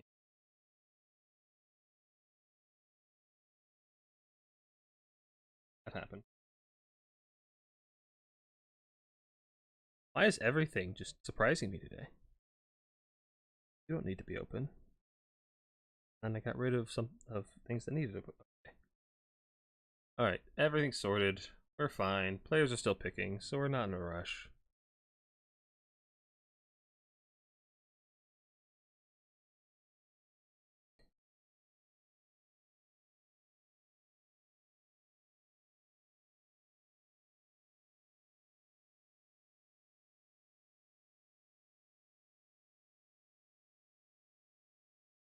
Okay. So we saw from Benku, he likes the more melee-oriented factions. He played Counts, he played Corn, likes to, get it in your face, just start the beat down. Curious to see if Stealth plays a similar style, or if we get a bit of sort of matchup. Would be pretty neat. I always really like watching those like asymmetrical matchups where you have like a missile faction versus a melee faction, because it's more obvious who's winning when you have like two melee factions going at it. It's gonna be harder to tell in the blob, especially if you aren't as clear like who's. And whereas if you have the Empire sitting there with all their handguns and cannons, and you have Khorne and rushing them, it's like, well, if Khorne gets on top of the handguns and the cannons, they probably win, and if Empire stops that from happening, the Empire probably pretty clear cut and easy to tell. Whereas if it's like Counts, Nurgle, they're both just grinding the big blob, they both have Morris engines, it's really hard to tell what's happening. At least from a spectator point of view.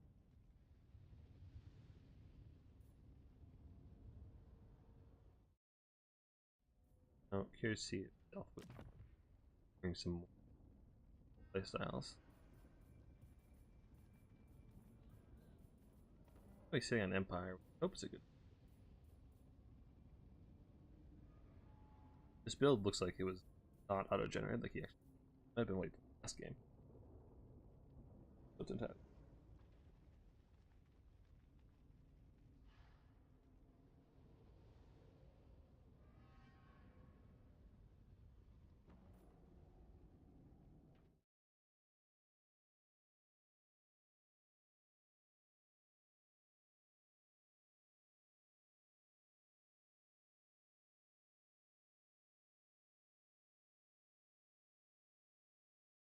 Horde Empire.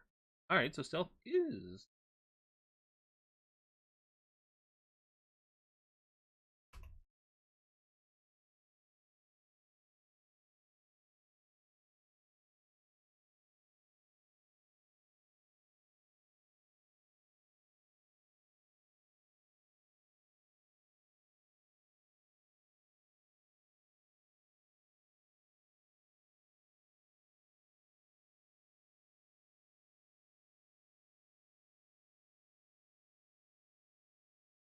Alright, Khorne Empire. So,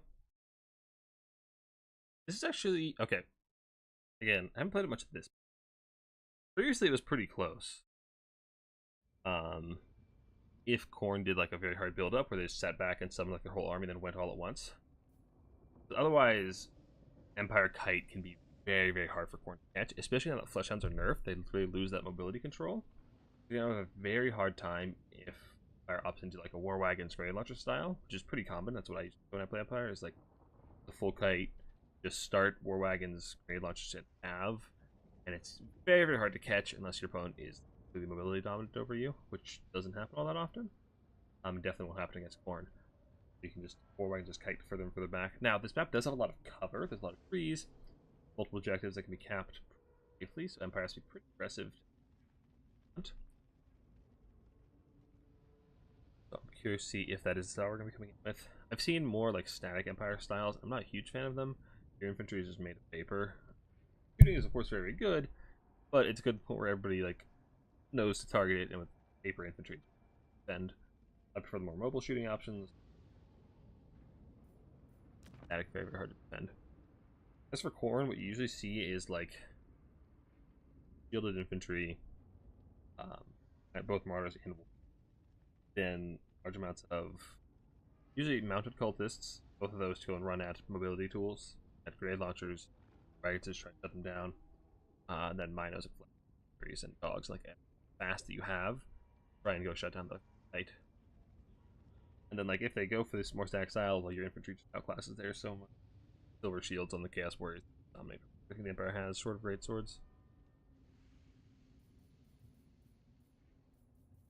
I think I probably, if I was playing this, I'd prefer to be on the Empire side. Um, but on a map like this, like if we map, oh, left side has a lot of trees on it. Right side has objectives surrounded by trees. So actually a good bit of cover. There's only it's not exactly narrow, but there's a modest opening in the center where actually has a clear line of sight. Your aisle fighting and up on either side with tree covered actually.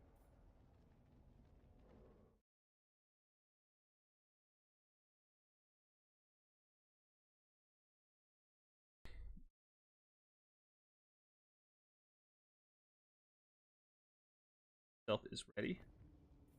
Must say, basic banners for both of these players.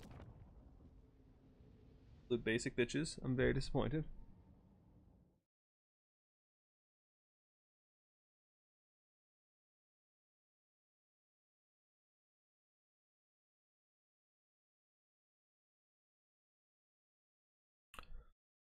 All fucker be gone. Let's get this final started. So we do have that more. It's almost like a half kite.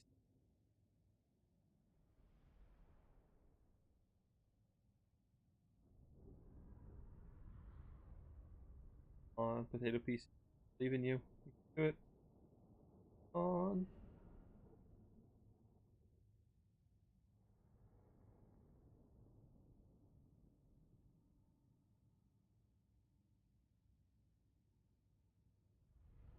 There we go.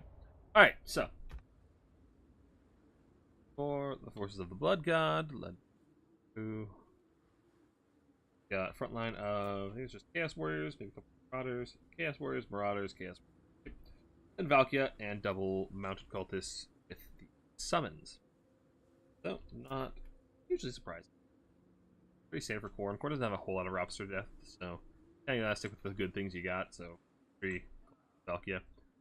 Solid core for most things. For the Empire, we have Karl Franz up on Deathclaw with Galmaraz and Ragnar Runefang. Now, one of these is monstrous is large. All that useful against Valkia, but the weapon strength still. He'll go be able to very, very effectively. I kind of like him as a tool to make sure those cultists can't be super disruptive. Typically, I would skip a Lord myself. I'd just go like Gelt and desummon him and just go for a wider core. But I don't hate Franz as an option to go disrupt the disruption tool. Then we have the skirmishing core of the Triple War Wagon. Pretty independent, pretty hard to shut down. Very, very obnoxious to deal with and good damage output. Then we have a fairly static line behind that. Just a bunch of state troops, some spears, and a couple of crossbows. As well as a life caster on a horse with just regrowth. Okay. Typically you see Earthblood, because Earthblood is also good for killing a Wagon Blob. Or Cav as well as the Path. The regrowth is just doubling down on Franz. And I wouldn't be surprised to see, like, since you have regrowth anyway, well, because they also very benefit from that particular spell. Yeah, this is the cover I was talking about. Like, Khorne can advance, like, up to here. Get a position back here pretty safely without being shot. Then on the far side, you can get back here in the trees and be safe. And the Empire has to come, like, really far forward to start trying to get shots, and you, like, try and get sideways, this way. Makes you pretty vulnerable, and they can just try to, that gets those war. Or they can just, you know, get all the way up here, sneak up either side, and then collapse on the infantry line. The thing, because it is this kind of half kite build, there is a stack push if you just go and overwhelm. That's one thing, like, if you go for these War Wagon builds, one of the ways you beat them is just kill everything else faster than they kill you. Which is a valid tactic, but if it goes, like, all cavalry, you do War Wagons, you do grenade launchers, you do Knights of Blazing Sun or Demigriffs, then, well, you can't really go and kill everything else. Everything else is just going to run away from you. So having the stack position actually gives, I think. So, War Wagons really need to be very proactive of getting epic shots off and spending their ammo as fast as they can. Valky is not an ideal target. Super small, super quick, so they actually have a pretty hard time catching here. One moment.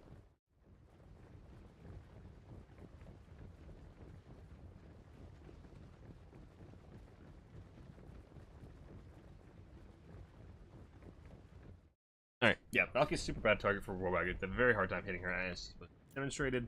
Even so, she also has the Demon Shield if she's in trouble. We want to be focusing on the Chaos Warriors, because I can't remember if War Wagons are blocked by shields, but anyway, they do alright damage to infantry. Try to wear them down, get the cultists. Either of those have a much harder time dodging. This Empire position and walking right up the trees, I feel like it's a really rough spot to be in. Fighting through these trees with crossbows hurts, because, I mean, they're trees. They eat arrows for breakfast. actually getting your crossbows to support your front line from here is pretty ineffective. And even so, like, these are Guild Chaos Warriors, the crossbows aren't even going to be that effective anyway, so I mean, I guess you're not that much. Next up, we just have one Spearman coming in. We have those Marauders on the far flank as well. We have center. Honestly, these guys are a great target for the Warwigs. Just go shoot them. There's nothing to stop you from just going. Bronze flying over, just spot out the cultist with the corn and any shenanigans. Good play. Good. And we have double gray launchers coming in, and this is the biggest threat for corn. Cross is pushing. Pretty aggressive Empire infantry, but with the grenade launchers to back it up. Grenade launchers, they're not AP, but they will tear apart infantry very, very quickly. Swordsmen are charging in to be completely outclassed by these Chaos Warriors of Khorne. Carl Franz coming to lead the men, but the grenade launchers just tearing apart both sides, honestly. Doing more friendly fire than actually taking out the enemy, I suspect. Cultists and Valkyrie are charging Franz, and Franz needs to be very, very careful about his positioning here. He could be in a lot of trouble. He's not the tankiest boy ever. Looks like Valkyrie charges the Swordsman. Does Sarah Franz quite a bit of damage. Grenade launchers just tearing apart these Chaos Warriors, like I was saying. Loads and loads of devastation. Far side, the Warwings getting very aggressive here, getting the back. Ability coming punished. Yeah, the Fleshings coming in, the Warwings can get the back off to get some infantry support. Franz is fighting the Cultist. Honestly, Valkyrie's just trying to pincer him in. Get in the back of him. She's the anti-large one. She hits hardest. Try and get as much as possible. Franz is very, very squishy. Like, he only has like 5k HP, 5.8. The Cultist of Valkyrie can burst him down very, very quickly if he's not careful. He does get in the back, gets on top of his spear support, and gets on top of Valkyrie. The same as buff pot working, everything is going. Helping the spears as well, but the Grey Launch is just free firing. Valkyrie's popped the Demon Shield. Where's the Regrowth? The Regrowth caster is standing at the ready. Picking out Grey Launch. It's not a great target, not a huge, very high model count. But honestly, losing Franz here could be a massive blunder. And this is the kind of thing this is the reason I don't really throw in Franz, like it's such a massive risk. Could be really at the top of this positioning, or if this does happen. He's very, very squishy. The Regrowth comes in though, and he gets back to this guy, which means he's basically getting a full reset, back to full health. Grey Launch is just pummeling into these characters. Not doing a ton of damage, but not terribly insignificant either. The Pioneers charging heroically down the hill. Grenades are firing way out. Oh, those are crossbows. Four wagons are in the middle, and look at those flesh hounds. These things that should on paper counter them. Just doing absolutely nothing and charging the back and not doing any damage. War wagons. War wagons are very, very buggy. They're hard to connect with. If they run away like this, they just don't take a lot of damage, as you can see. It's one of the things that makes them so obnoxious. Chaos Knights of Khorne coming in as well, and I feel they're going to be the next victim of the War Wagon.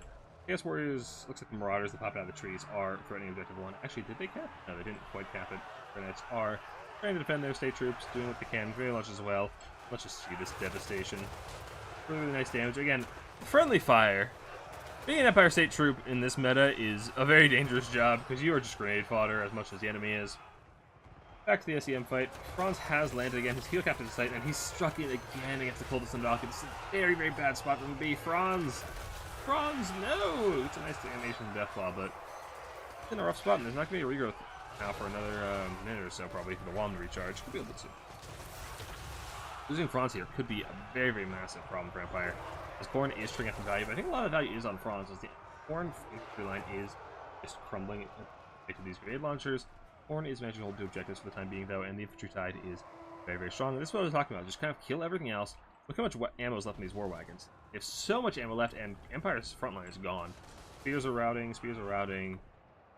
Empire infantry just gone. The infantry is gone. And all your missiles still have a lot of ammo, and Franz is still stuck in this fight with Valkyria and the Cultists. Got a little bit of space from the Cultists, clicking a nice isolated 1-1. Not actually a bad spot to be in, but he's very, very low. Cultists coming back. Okay, she's lots more HP than him. She can't hit him. She cannot hit him to save her life. I've noticed that. She hasn't hit many animations at all against Franz. And does he get airborne? Okay, he gets airborne, which Cultists can't chase, but Valkyria still can. I need another regrowth coming in, which is so great, but I suppose you just dedicate all your bomb to it anyway. Free Company coming in to try and screen off these flesh hounds, help your cav fights a little bit. I'm just going to hang out and try to protect his missiles, looks like. And the push onto Objective 1 is going pretty well for Khorne. The Chaos Knights are going to be tearing apart the Empire Knights. And honestly, these war wagons need to be on the objective. You're losing the objective, but they have a ton of cap weight. They have like 12 cap weight between the three of them. If you just sit them on this objective, they'll keep shooting, they'll be perfectly safe, and they will just stop you from losing that objective. If you get 3 caps to Empire here, the value is this close. The Empire needs to be up a lot of value. Their melee is just so much worse. They've got to be up a lot of value to keep capping these objectives. Looks like they're not going to be getting there right. Another regrowth comes in for Carl Franz. Valkyrie needs to be a little bit careful. She's starting to lose out on the health trade. just because of all the healing coming from Franz. She has Demon Shield pop, but it is about to break. This free company shooting at her as well. She needs to cult support if she actually wants to be fighting Franz at all. But looks like the tides of Khorne Warriors are just a huge problem for the men of the Empire. You need to be spending out a lot more of this ammo before you take the melee engagement as Empire. You can't afford to be 6 minutes in, lost all of your front line, and still have this much ammo on your grenade launchers, on your war wagons. Just, you gotta be staying a little further back. You really want to spend as much ammo on the warriors as you can before you start the fight. Valkyrie getting a nice spear, but she is being routed off herself. She's into 1,000 HP, and Franz is suddenly asserting dominance, pretending he didn't just almost completely destroyed, and now is just turning the, call an ambulance, but not for me card on Valkyrie. But if she lands and gets the cultist support, Franz still could be in a little bit of trouble, so you need to be a bit careful here. The cultist actually going for the heal caster, which I think is actually a mistake. At this point, there's not a lot of healing for Franz to be doing. Might as well go get Franz. He's almost dead, he's almost at his heal cap anyway. Now, the single entity fight seems to be going very, very heavily in the Empire's favor, but everywhere else, Khorne seems to be taking these objectives. Valkyrie does die, which might be the Empire's saving grace. They're taking objective number 2. Can they get back on objective number 1 anytime soon? The Khorne Knights are gone. The War Wagons are shredding them. Just completely Last Samurai.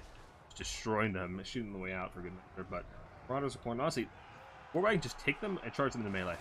The Marauders aren't going to do a whole lot of damage to them. Keep them moving and get that cap on the objective. We'll cap this objective if the War Wagons all go sit on it.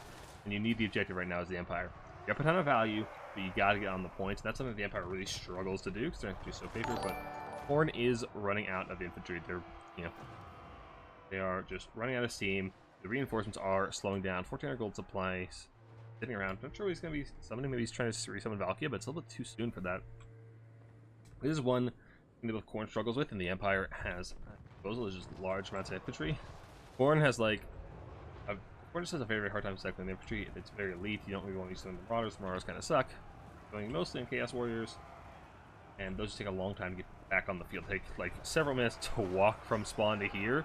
And they fight, then they die to grenade launchers, and then they have to walk back again eventually. It takes them forever because they have to route off the side, which takes ages. Oh, it has a very hard for Khorne to get a second wave out in a reasonable amount of time, and Empire is going to take full advantage of that here. Demigryphs have taken to the field, fighting against the Chaos Knights of Khorne. We have a Sword of Khorne coming in, but I don't think it's going to do a whole lot of demis. Demis are pretty low model count. Not much do we do. I've seen better, but I mean, Khorne infantry, Empire infantry's made of paper anyway, so it's not really worth using them, so don't hate it. Demigryphs chase around the Khorne Knights, though. Khorne Knights have a hard time with demis. That's why you bring the demis explicitly, just to hunt down Khorne Knights and keep your mobility safe. And these War Wagons, please go back cap. That's just, it's so free and looks like what you're doing anyway. Go on stealth, give us that stealthy back cap of yours. Looks like the Empire, we're just seeing all red on this field. The Force of Khorne, what is he saving for? Is he trying to be summoned Valkyrie already? Valkyrie's recharging, she's not available to be summoned just yet. They could have summoned 2 or 3 infantry this time. Okay, no, there's Flesh Hounds. It's just summoning whatever you get. Very odd to me. I'm not sure. Okay, triple Flesh Hound summon. There we go. The funds are spent. A little bit of a hiccup. It's going to try and retake objective 2, which isn't a bad idea. There's only a single tattered spear and then 3 company. And it's lots of targets for the Flesh Hounds. Get back. Signed. Massy summon for Empire. Probably the right decision. Useful at this point. And I think the D-summon animation comes down off. But at this point, I think Empire's going to comfortably retake the 3 cap. And I think Khorne is just completely out of steam. Their first offensive looked devastating. But after losing Valkyria and having you just peter out, and this is a trap you can very easily fall into against Empire, is you can you have to chase them so far and just engage so far up, right near the Empire's spawn. Your reinforcement just takes so long to get over here, where they're just walking so short distance that we have some Marauders coming back in, some more Chaos Warhound. They will actually lose to War Wagons. If the War Wagons charge the Warhounds will rout. It's very sad. Sad day to be a Warhound. Franz is rallying the men to fend off these Flesh Hounds. Flesh Hounds, yeah. Khorne taps out, completely out of steam. It looked pretty good for Khorne in the early game, and that's how it usually looks for Khorne. You start all your infantry as Khorne, and then you just have all these reinforcements, a couple of Marauders. It makes it very hard to have a second wave to keep the pressure up. That's a big trap that a lot of Khorne players fall into. I don't really know how you do it. It's just a big shortcoming of the faction.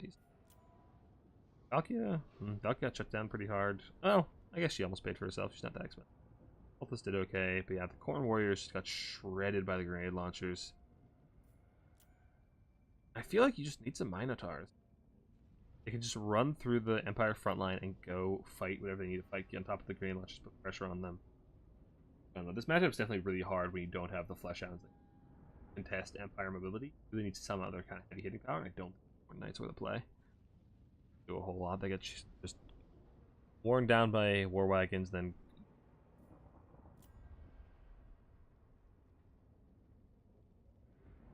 Well, they're not even that fast.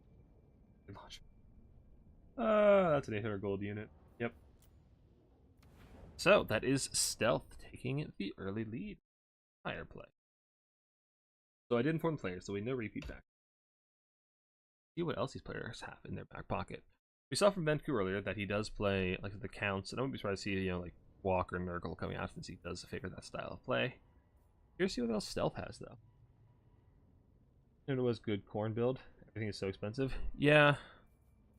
Yeah, usually the best builds for corn are very Minotaur centric. Like that's just the best unit on the roster. These guys are just very, very cost effective at their anti-large respectively. Their front line is really in an awkward spot. Against factions that don't have armor piercing, basic Chaos Warriors are a really solid choice, but your Marauders are pretty overpriced. Basic ones are okay, the dual weapons are priced. You just don't have an AP option. Bloodletters would suck. Super, super squishy. They died at the lightest miss. Like the corn frontline situation is weird. So a lot of times, like either just basic Marauders and Minos, or can't bring Minos. First of all, you probably should give like Shielded Warriors. I have seen Chosen making a bit of a resurgence, like all the pit and the Dwellers nerf. But I'm not a huge corn player these days, so.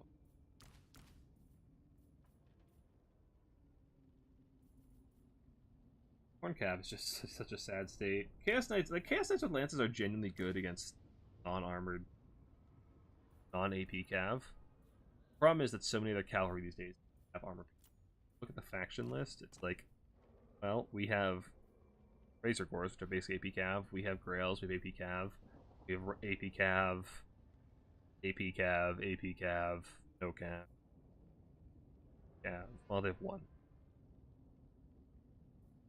AP Cav, High Elves are a joke. AP Bears. Like, there's just so many factions with AP Cav. And that's like the hardest counter to these. Chaos Knight. Like I said, Corn Chaos Knight's the best of all Chaos Knights.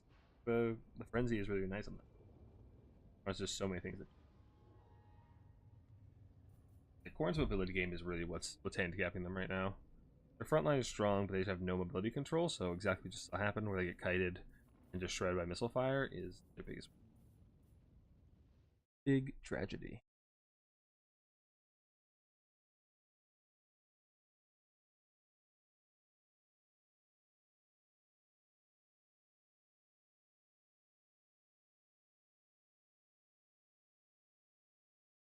Alright, next map was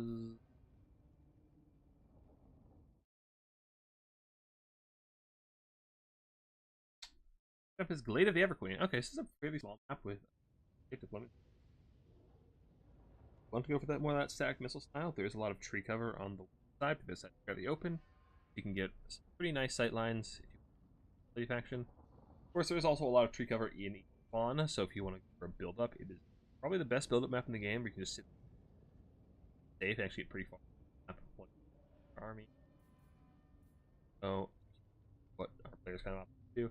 It is a very tight map with all three objectives in a triangle sitting very close together, so entity blobs don't have to go that far to get between objectives. They're very good here.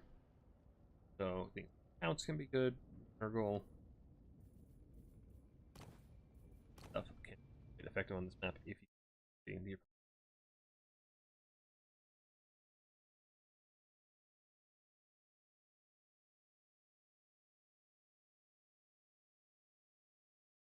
or covering to defense buff or armor piercing. Like, the problem is just that they're like their anti-large AP Cav is terrible. This unit sucks. I don't know why. Like, I can't point to one stat and say it's like. I mean, the bonus for large isn't great, but the AP, the stats are fine, the HP is fine. And I don't know why. It must be animations or something. They don't perform for their. They're terrible. Couldn't tell you why. Like, if this unit was good, you know, we could talk. They probably still struggle in Empire because we're dragons, but if this unit was better, we could definitely talk about like action. But we're going to doggo some boys with shields instead of throwing lads and horses. Yeah, the Minos. Like I said, Minos. Yeah, the Fleshhound nerf this past or a couple months ago. Fleshhound nerf really was the nail in the coffin for Khorne because this unit was just so much. Like the ability to actually contest or win the mobility game, going from having like probably the best mobility unit in the game in Fleshhounds to a very mediocre mobility unit. They were really relying on Fleshhounds to be their mobility presence and really enable their front line to do it. Like, the front line always won. Like, their front line wins against most things. But if you can't control mobility, then your opponent, either if they have better cav, they can cycle charge you. If they have missiles, they can shoot you. If they have characters, they can cycle charge you, whatever. You don't have any control to actually protect your while they do their job. And that's what Khorne really needs. Some way to get to the front line and grind safely. Sad day to be a Khorne player. Sad couple months. Alright, let's put this up and we'll leave it up this time. The versus dance when they actually attack in combat, yeah. DPS is fun. I don't know.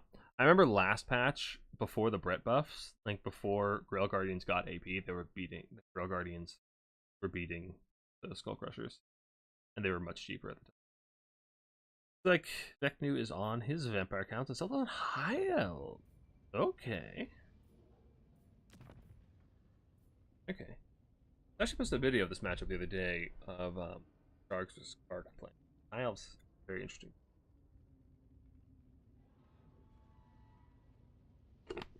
So the typical problem for high elves in this matchup is that most of their melee units are defensive focused. They have very high melee defense and they're very durable. But the damage output is not great. And that means it's very hard for them to deal with large amounts of skeletons. It takes them forever. After they take damage from them, they just take forever to kill them, so they can't hold objectives. So what Charks was doing in the video I posted, he had Techless and an Arcane Phoenix, and he used Nets and the Fireborn to just destroy Vampire Count's mobility and cavalry, and then was just free to run around and cycle charge with the birds, with some skirmishers he had, and then with the Dragon Princes. That to clear the infantry as fast. It was still a very, very close game. Like, I think this is still a tough matchup for the High Elves. But they definitely have some ways to win it. Few more tournaments in the future? Yeah, I'm going to try to get back into it. Took a break for a while just because I was burnt out, but I back into tournament hosting. Probably not as intense as it was before, sparingly. I will be doing more.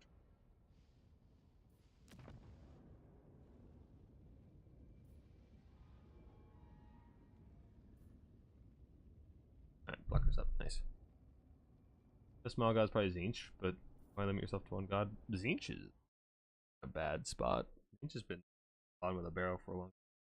Although, to be fair, we're saying best, like, probably, actually, maybe best. They're all pretty shit right now.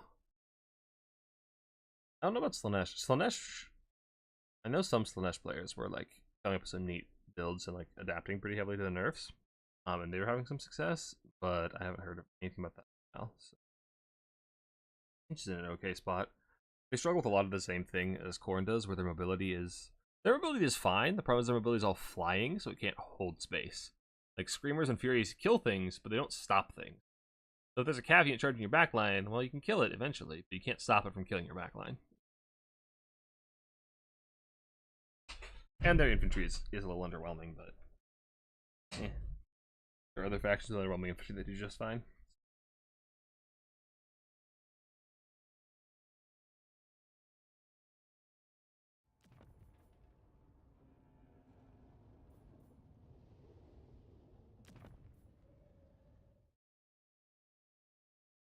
Yeah, I've been told my mic cuts a bit. I've been having mic issues. Audio is not my specialty. And I mumble. I mumble a lot. I think that's also not helping, but I have been trying to figure out audio, and I'm not good with audio. So it's been an experience. Also, oh, wait a second. Okay, I just turned my mic levels up. Let me know if this is too loud. Windows keeps resetting my microphone levels to 27% for some reason. I put it back to 50% the other day, and now I just checked and it was back to 27%. So can you guys hear me now? Is that better? Hope the next DLC patch shifts on the holes in each roster. Yeah, if they have a solid mobility unit or some better infantry, they'll do pretty well. Lack of chaff clear outside spells. No proper counter to great weapons. It won't bankrupt you. Spawn can clear chaff for them pretty well. The problem is Spawn are pretty vulnerable. As for counter to great weapons, horrors I find do quite well, and flamers, but those are pretty vulnerable. The patch create holes in factions without them. Nice. I don't foresee that happening. Yeah, I expect it'll be. What I really don't want to happen with the Monogod DLCs is just them being the same units other factions have. Like, if any of the other Monogods get Minotaurs, I'll be very upset. Or if any of the factions get, like, you know, Screamers, I'll be very upset. Mic is better? Excellent. Yeah, my PC likes resetting my mic levels. I don't know why. Anyway, I see a lot of undead. I think we have probably everything here from Graveguard to zombies, skeletons, Graveguard, just as much infantry as you can bring. And that same hero core he seems to be quite fond of with Vlad, Double White King. Master of Beguilement, Von Karstein Ring, Raised Dead, Invocation, Aura of Dark Grandeur, Blood Drinker, and Double White Kings with Scab's Wraith. Very similar to the Embers. Excuse me, one sec.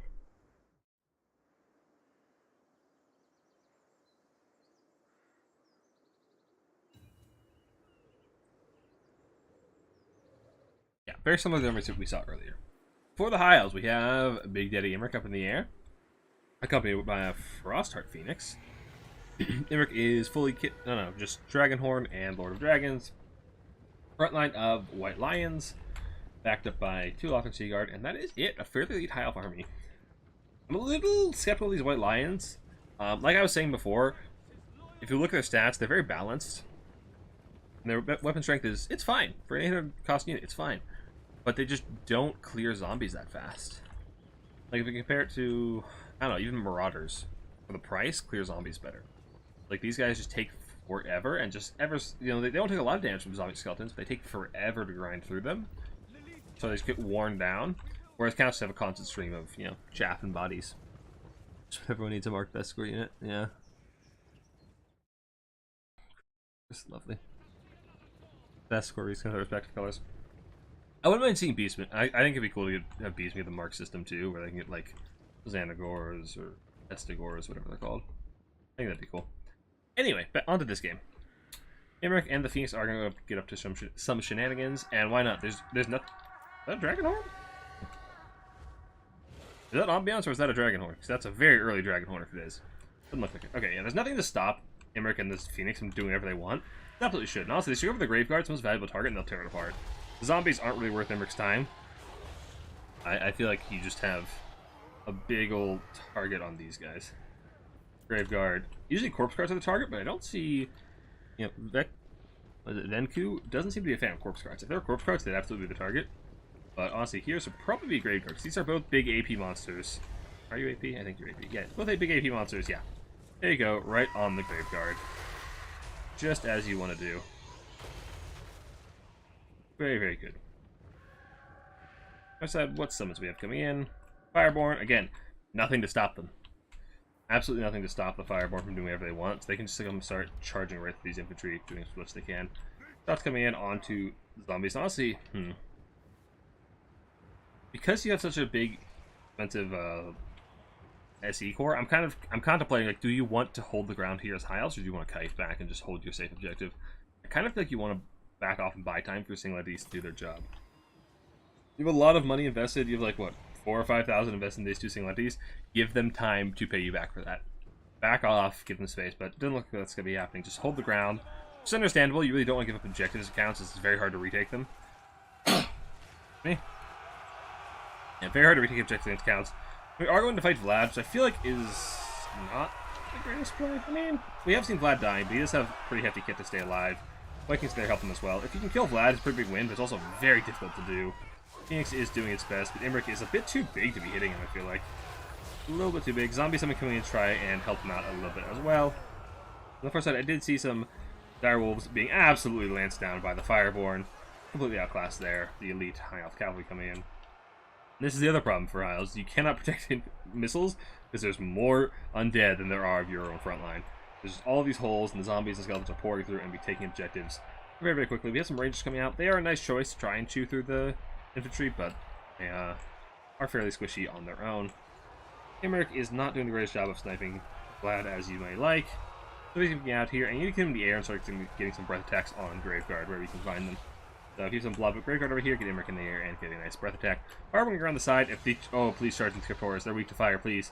They're large and they're weak to fire. Give me a nice charge. Okay, you know, charging the Graveguard is fine too, but I don't know. There we go, baby. Lances the couch. Zombie summon coming in to try and muck up the charge in the Fireborn second. It's a really nice play from the Counts player. But their Crypt Horrors are taking loads of damage from them as well. And they are being debuffed also by this Frostheart Phoenix, which has had that debuff aura. Doing very good work there. But Counts do manage to take this objective, and they are taking objective 2 as well. And this is the big problem for High Elves. Like I said, they don't need to go... Like, Counts don't need to go up in value against High Elves. They just need to take every objective all at once. And honestly, I'd love to see this Reaver just go and back up objective 1. Make Counts divert resources away from the front line, and just kind of relieve some pressure that way. A little bit more than Cycle Charging will. We do have some nice breath attack coming in. Looks like those are zombies, unfortunately. Really won't be looking for the Graveyard. Blood Knights coming in as well, and the Fireborn need to be able to answer that. They need to get out of this blob. If they get charged by the Blood Knights, it's going to be in a bad way. Imric is trying to get the snipe onto Vlad. He has... Does he have Lord of Dragons popped on Vlad? No, Vlad's not debuffed in any way. Having to Frost the Phoenix, doing what he can, but Imric seems to have ADHD when it comes to target priority. He has spun entirely 180 degrees and is now going to White King, and now he's spinning back around again. He's doing whatever the heck he wants. He's the Lord of Dragons. He can hit whoever he feels like hitting, apparently. But the answer is he will not be hitting Vlad. Actually, Vlad's down to half health. Get some good hits on him. If only this big fuck-off dragon that breathes fire did fire damage actually reduce the healing that Vlad's getting. It's a nice hit, though. Imric has massive amounts of weapon strength, so if he can actually land these hits on Vlad, he'll take him out very, very quickly. His healing cap's already inside. If he gets Vlad out this early, that's a huge win for the High Elves. Losing your caster as Counts is huge. And also, we do that counter charge from the Fireborn. They do manage to catch the Blood Knights. I'm not sure who wins that straight up. But with Lord of Dragons pop, that's huge. That cap fight is suddenly going very, very well for Fireborn. They are much lower health, and they are stuck up in these Graveyard as well, so it'll be pretty hard. Vlad and the Vikings are being beaten down by Imric. Doing very, very good work there. And the High Elves are about 3k value. But can they get back on these objectives in time? The Illyrians did back cap. The Dire Pack are countering, but I don't know who wins that fight. We'll have to keep an eye on that. But the High Elves are camping. And like I said, look here. They're not losing the fight, per se, but they're losing the objective, because there's a million skeletons and zombies. We do have some... Ooh, Hogwarts Pride coming in. They'll tear apart those chaff very, very effectively as well. High Elf Healer coming in. High Elf Heal Caster coming in as well, to try and heal up Imric, keep him fighting Vlad, and trying to finish Vlad off. But honestly, I think he needs to get in the air and cycle charge a bit, and maybe even get a breath attack on those Fireborn. Ooh, a nice heal coming down, a regrowth on the Fireborn, which is probably the right play. Try and get rid of those Blood Knights, keep the mobility control in your favor. Vlad is in trouble, and also I feel like a cycle charge. Maybe not. He's kind of missed every charge so far, so maybe not worth it. Crypt Ghouls coming in to try and hold off on objective 1. There are 2 of the Reavers. Send the healthy one to intercept it. Don't let them on the objective. Don't let them on perfect. Don't let them on the objective. Like I was talking about earlier, just hold them off so you can cap, because you're really just buying time as High Elves. You're up a ton of values to clear off the chaff, and you'll take. You just need to not be 3 capped for the entire game. And there's the kill. Vlad finally goes down to Imric. Imric's half health, but he's still going to be getting healed. He's going to get away. Vikings are dead. And that's your caster gone for Counts. That's all your healing gone for Counts. And that's your Terror Source gone for Counts. And this is looking very, very High Elf favored very quickly. Progress Pride are coming into Objective 1, having resecure that. Doing good work with that, what is that AoE debuff? Leadership and speed down. Just crumbling over the skeletons and giving the necessary cap to recapture the objective. And these guys, they tear apart infantry of like any quality very, very effectively. War Lions have really been surprising me lately. I was using them against Chaos Dwarves, and I was having them charge Infernal Ironsworn and doing just tons and tons of damage, just super elite infantry very, very quickly. But yeah, they're really, really good at tearing apart infantry. Like, look at that charge. I mean, there's skeletons, but still, look at that charge. That's good damage very quickly. And it looks like objective 3 has been flipped to the High Elves. The High Elves don't even have to 3 cap yet. This is a really powerful position for the house being, but counts are actually rapidly catching up in value, but counts tap out. Then realizes without his lord, there's no avenue back into that game, and the Emmerich Phoenix crew take it for the high elves. Yeah, good value on the Flyers, good value on the White Lions. I love the back cap play, like I was saying. Like, even if the Lord Snipe hadn't come in, like back capping the objective so you have more time to farm value with your big singletties is very, very effective. That's the thing, when you're going for the super elite build, you're really trying to trade for value, not really trying to hold space. So having the objectives gives you more time to do that value trading to actually get back in the game. Higher point did loads of work. Yes, they got regrowth, but still, very, very well done. Stealth showing great proficiency on these more missile-heavy factions. The High Elves, the Empire. Very well played. Well played to Venku as well. There were a lot of players in our tournament today, so coming this far is no small feat. Oh. That will be Stealth taking our tournament 2-0 finals. Yeah, what are you guys saying in chat? Chat's been popping off since that match started. Yeah. Every model guy will get best score reskin with their respective colors. Yeah, that's exactly what I don't want. Unless worked out for the Lisbon Croxagores, yeah. Marked Croxagores. Marked Shredder of Lustria, oh gosh. Shredder of Lustria with a Zinch barrier. Well, that's crazy. Are the NAP solutions, the zombies are an ideal target for them? Yeah. Exactly, like it just takes forever to get through them. Not only does he Imric have good damage, he's fire damage, can part 20% firework to start even more damage. You sure about that, my friend? Imric does not have fire damage anymore. They took away his fire damage when the Chorf patch dropped, and everybody hates CA for it. It was not a popular decision, but they did take it away so that Hiles wouldn't be like hard countered by Chaos Dwarves, especially since Imric starts right next to Chaos Dwarves in campaign. Where's Imric?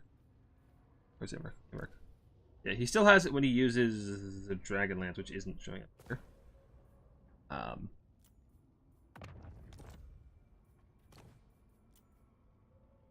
That's not Imric. Imric.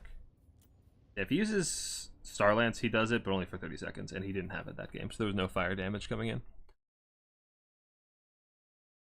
Yeah. Still no clue to deal with Imric? Yeah.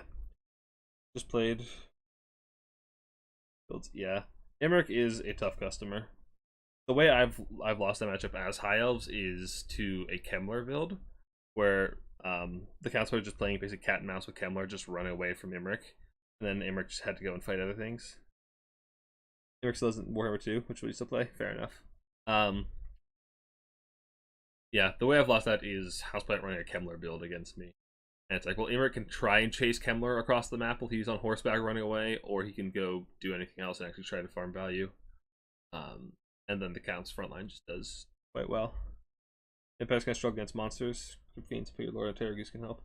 Yeah, you could also just take him straight up if you want to do a Blood Dragon Lord and a Terrageist. You can probably win the air fight, but like the High Elves Air Force is very, very strong with the Bird and the Emmerich. They can bring Tempest if they want, they can bring Heals, they can bring another Phoenix. Like, it's very hard to actually invest heavily enough in the air that you can beat the High Elf Air Force and still win on the ground.